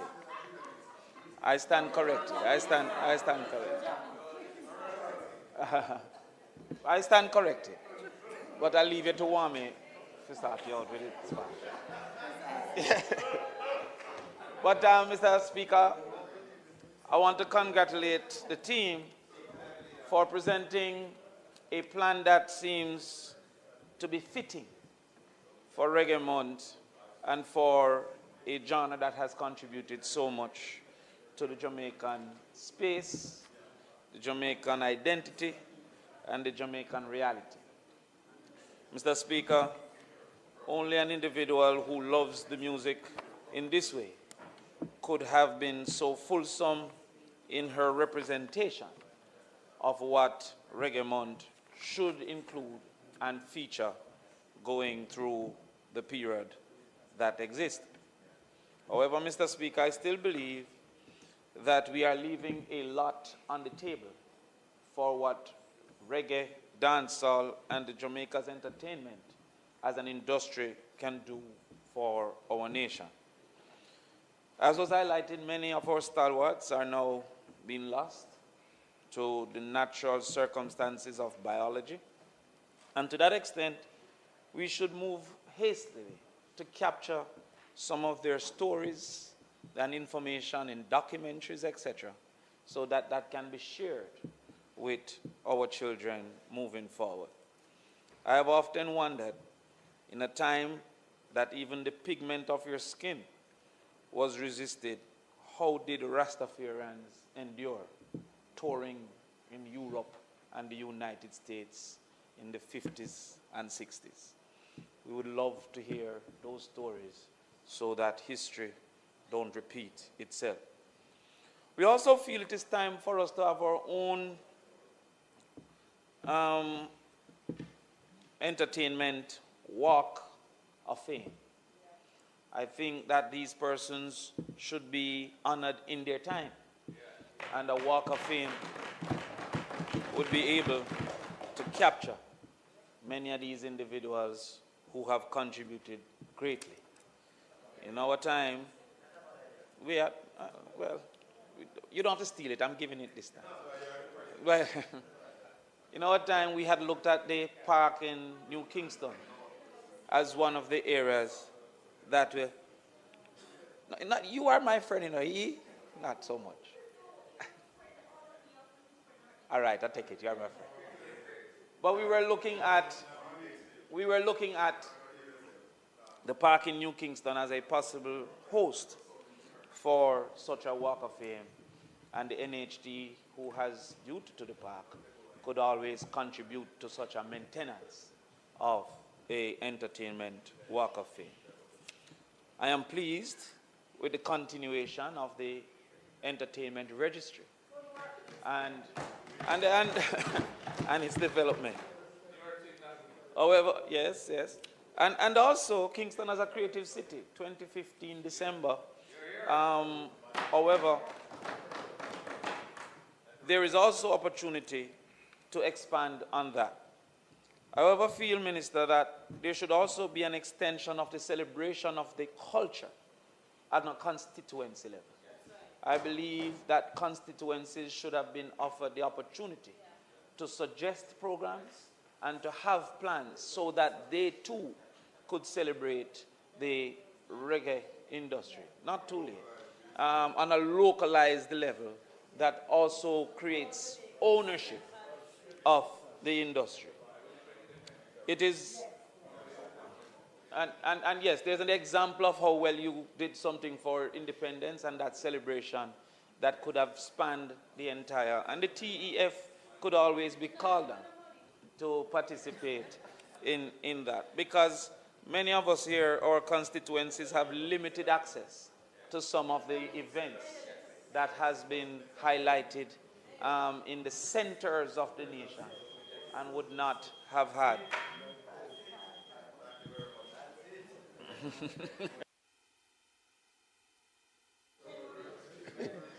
With the members' time for speaking having expired, we ask that he be given an extension of 5 minutes to complete his presentation. Those in favor? Those against, the ayes have it. You may continue. Mike. Thank you, Mr. Speaker. Additionally, so yes, Mr. Speaker, we'd hope for a consideration of an expansion of impacts to the constituencies so that there could be ownership of such a global industry within the space. Also, Mr. Speaker, we ask for the revival of the entertainment ambassador program, because they have been chief influencers to traveling to Jamaica, chief influencers to consuming the tourism product, and there is an opportunity to partner with these individuals as ambassadors. We believe also it is fitting for us once again, Minister, to recognize how important dance is to the entertainment industry and to the reggae industry as a whole. And also we have seen where there has been the utilization of our creativity without much compensation to those who were the original creators. No less of than a Beyonce used dirty wine. I don't know if I can say that in Parliament. Dirty wine. Dirty. At the NFL stage, with not dirty wine, with not even a mention of those who were the chief creators of that activity. Finally, Minister, the extension of entertainment activities cannot be reserved only to the February period. As you know, is a space for which many have depended for economic existence and survival. All the round robins, etc. And it is an area of real concern to me because of the prejudice that I've seen. Large events have never been subject to the Noise Abatement Act. Never have I seen noise abatement for Sumfest. Never have I seen noise abatement for Sting. Never have I seen noise abatement for large activities. But at any given time, the police can always encounter those who are trying to start with the Noise Abatement Act. There must be a legitimate method for application and implementation of extensions. I congratulate you on starting the event zones, and we see one there out in Fort Rocky. I hope to have conversations with you about extending to community zones, and again, calling upon our colleagues to make recommendation of what could be an extension zone within their own communities for evaluation from the police and others to ensure that the nuisance of entertainment don't disturb those who don't want to participate. Once again, Minister, I'm pleased of the effort that I've seen put forward here. I'm pleased of the fulsome activities that gives reggae a celebration that it deserves. And I really hope we can work together as a nation and as a parliament to take the full value of what entertainment can bring to our people and our country. Thank you very much.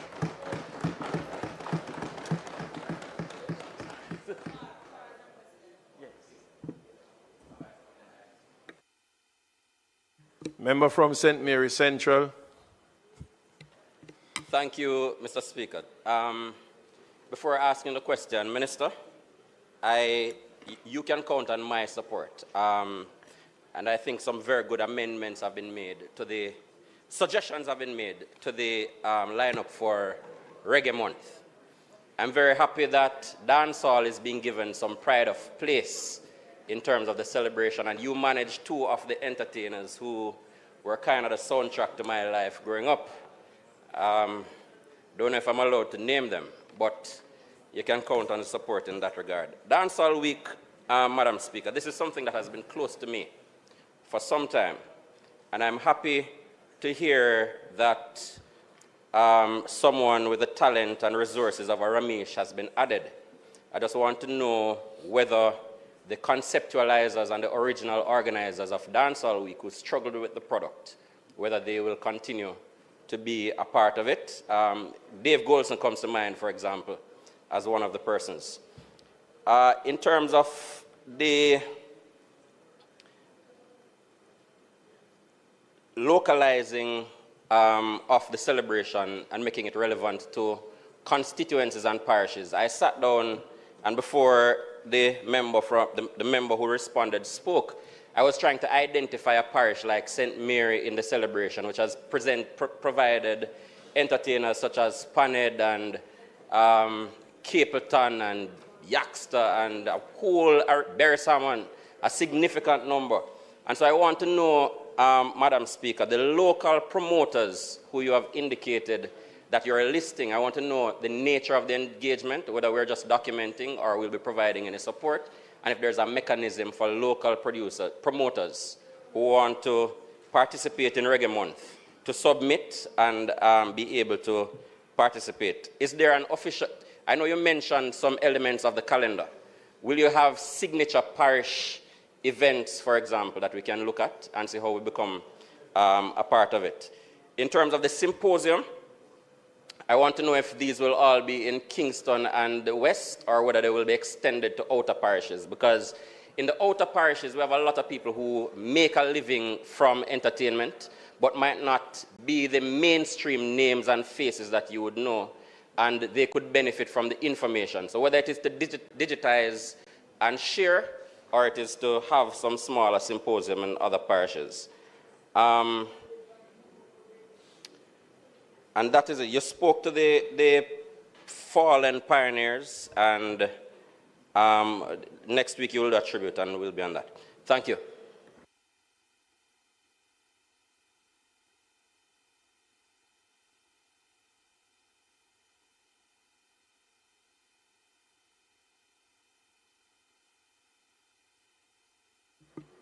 Minister. Thank you. Thank you, Mr. Speaker. I want to thank my two parliamentary colleagues for their contribution, and I've noted your recommendations and suggestions. I just want to highlight the fact that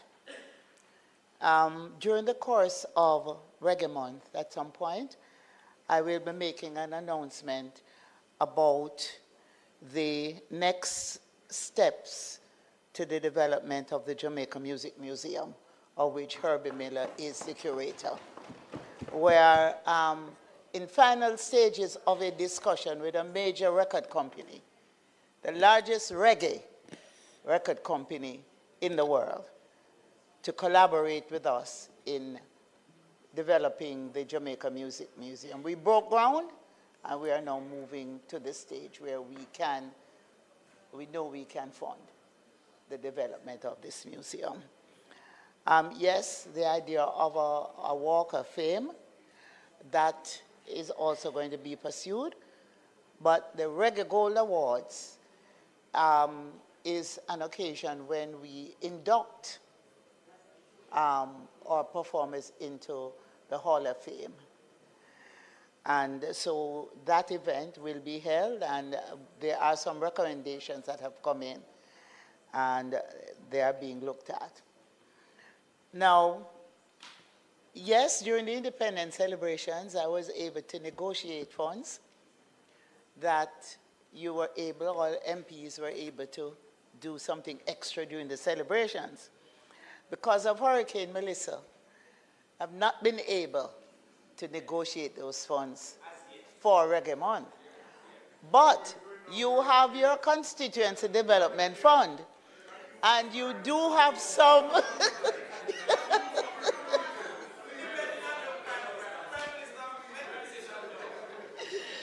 I'm not a magician, you know, right?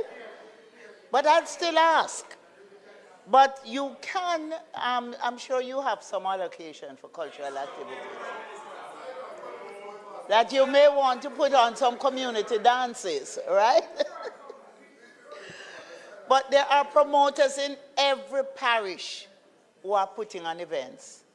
I mean, I can make available to you a list, and you may want to reach out to them and find a way to identify and to be a part of that. There are a few promoters who have written to us to ask us for sponsorship, and we are considering. So it may not be a lot, but we will be giving support to some promoters. Now, there was mention about dance. Dance is important with the music, and we have had many outstanding dancers who have come up. And Mr. Seaga would say, the late Edward Seaga would say, in Jamaica, there is a move to every music, right? That's why you had the ska, then you had the ska movements. And so we have been able to create a dance for every genre. And that is now being taken under consideration in the Green Paper policy. So it's not only about the music, but it's also about the movement. And we will have an opportunity in our discussions on the Green Paper, the policy on culture, entertainment, and the creative sector. We'll have an opportunity to all make our inputs in that. During Reggae Month, we also use the opportunity to build capacity. So you have an organization for the different sectors. And in having those organizations for the sectors, we help to build capacity. So, for example, to be registered on the e-registry, your sector organization must sign off on you as a member so that there is more structure to the sector. Noise abatement, that has always been a sore issue. We do not have as much pushback right now from the police, from the JCF, and we are working together. They hardly turned down an extension that I signed.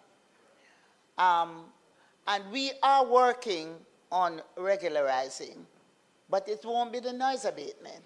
It will be the sound regulation legislation, right?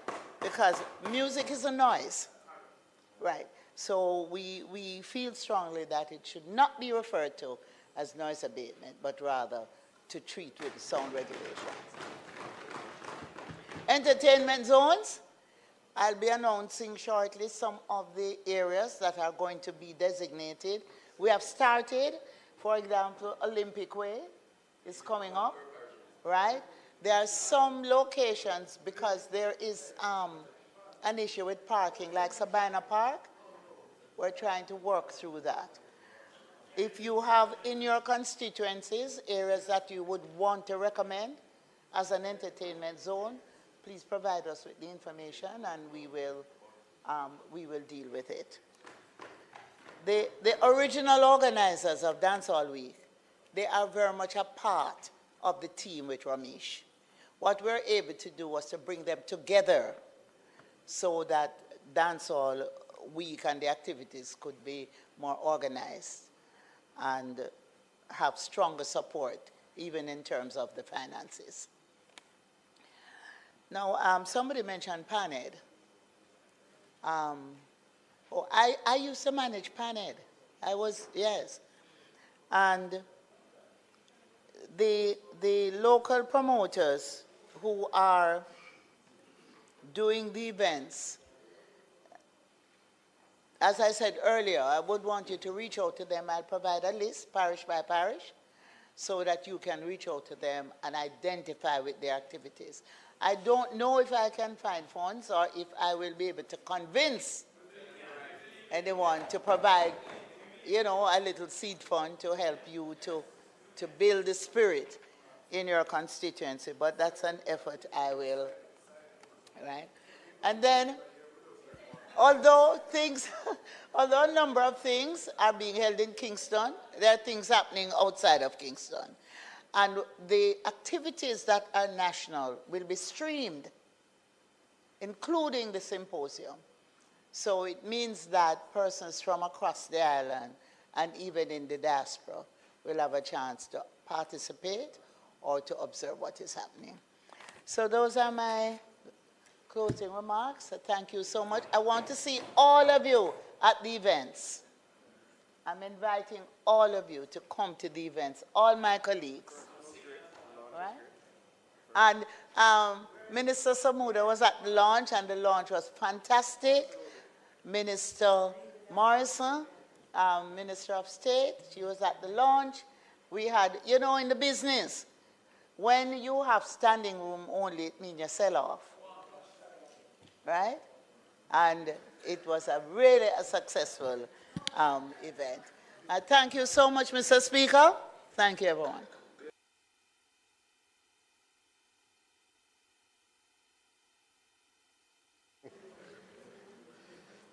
Mr. Speaker, as we are closing, let me just join with the members who have urged the acting Prime Minister to exercise her authority and to take reggae vote to the people in the constituencies. Mr. Speaker, it is not intended to do any further business today, but let me encourage the members to turn out for the 3-day workshop being hosted by the Commonwealth Parliamentary Association and Parl Americas. I know even if you are not able to make all the days, please start tomorrow. We have a slate of persons from across the globe, right here in the Caribbean and in the UK, who will be going through parliamentary procedure, financing, post-election workshop and training. So I encourage the members to attend. Mr. Speaker, we now ask for the adjournment for a date to be fixed.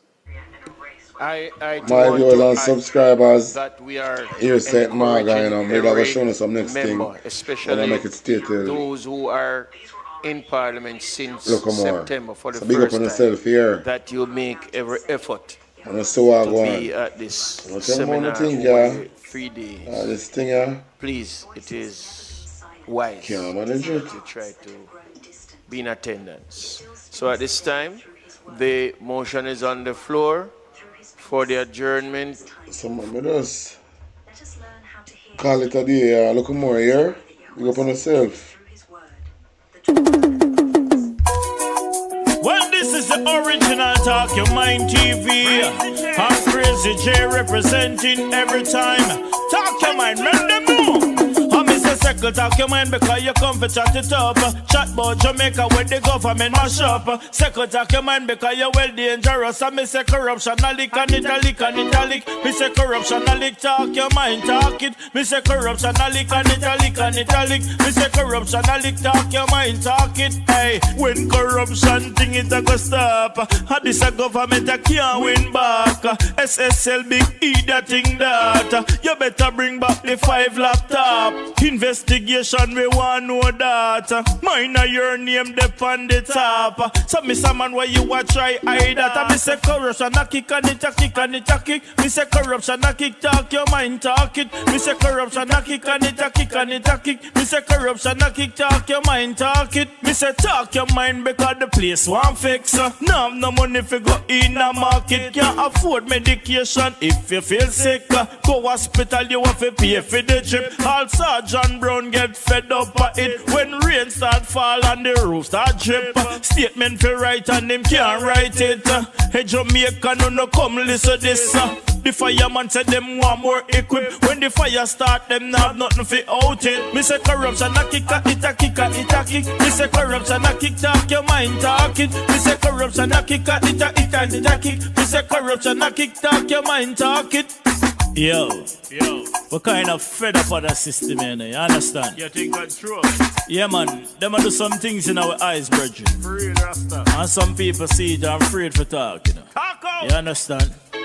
But we not sit down and watch certain things that go on and don't talk, you know. We speak out.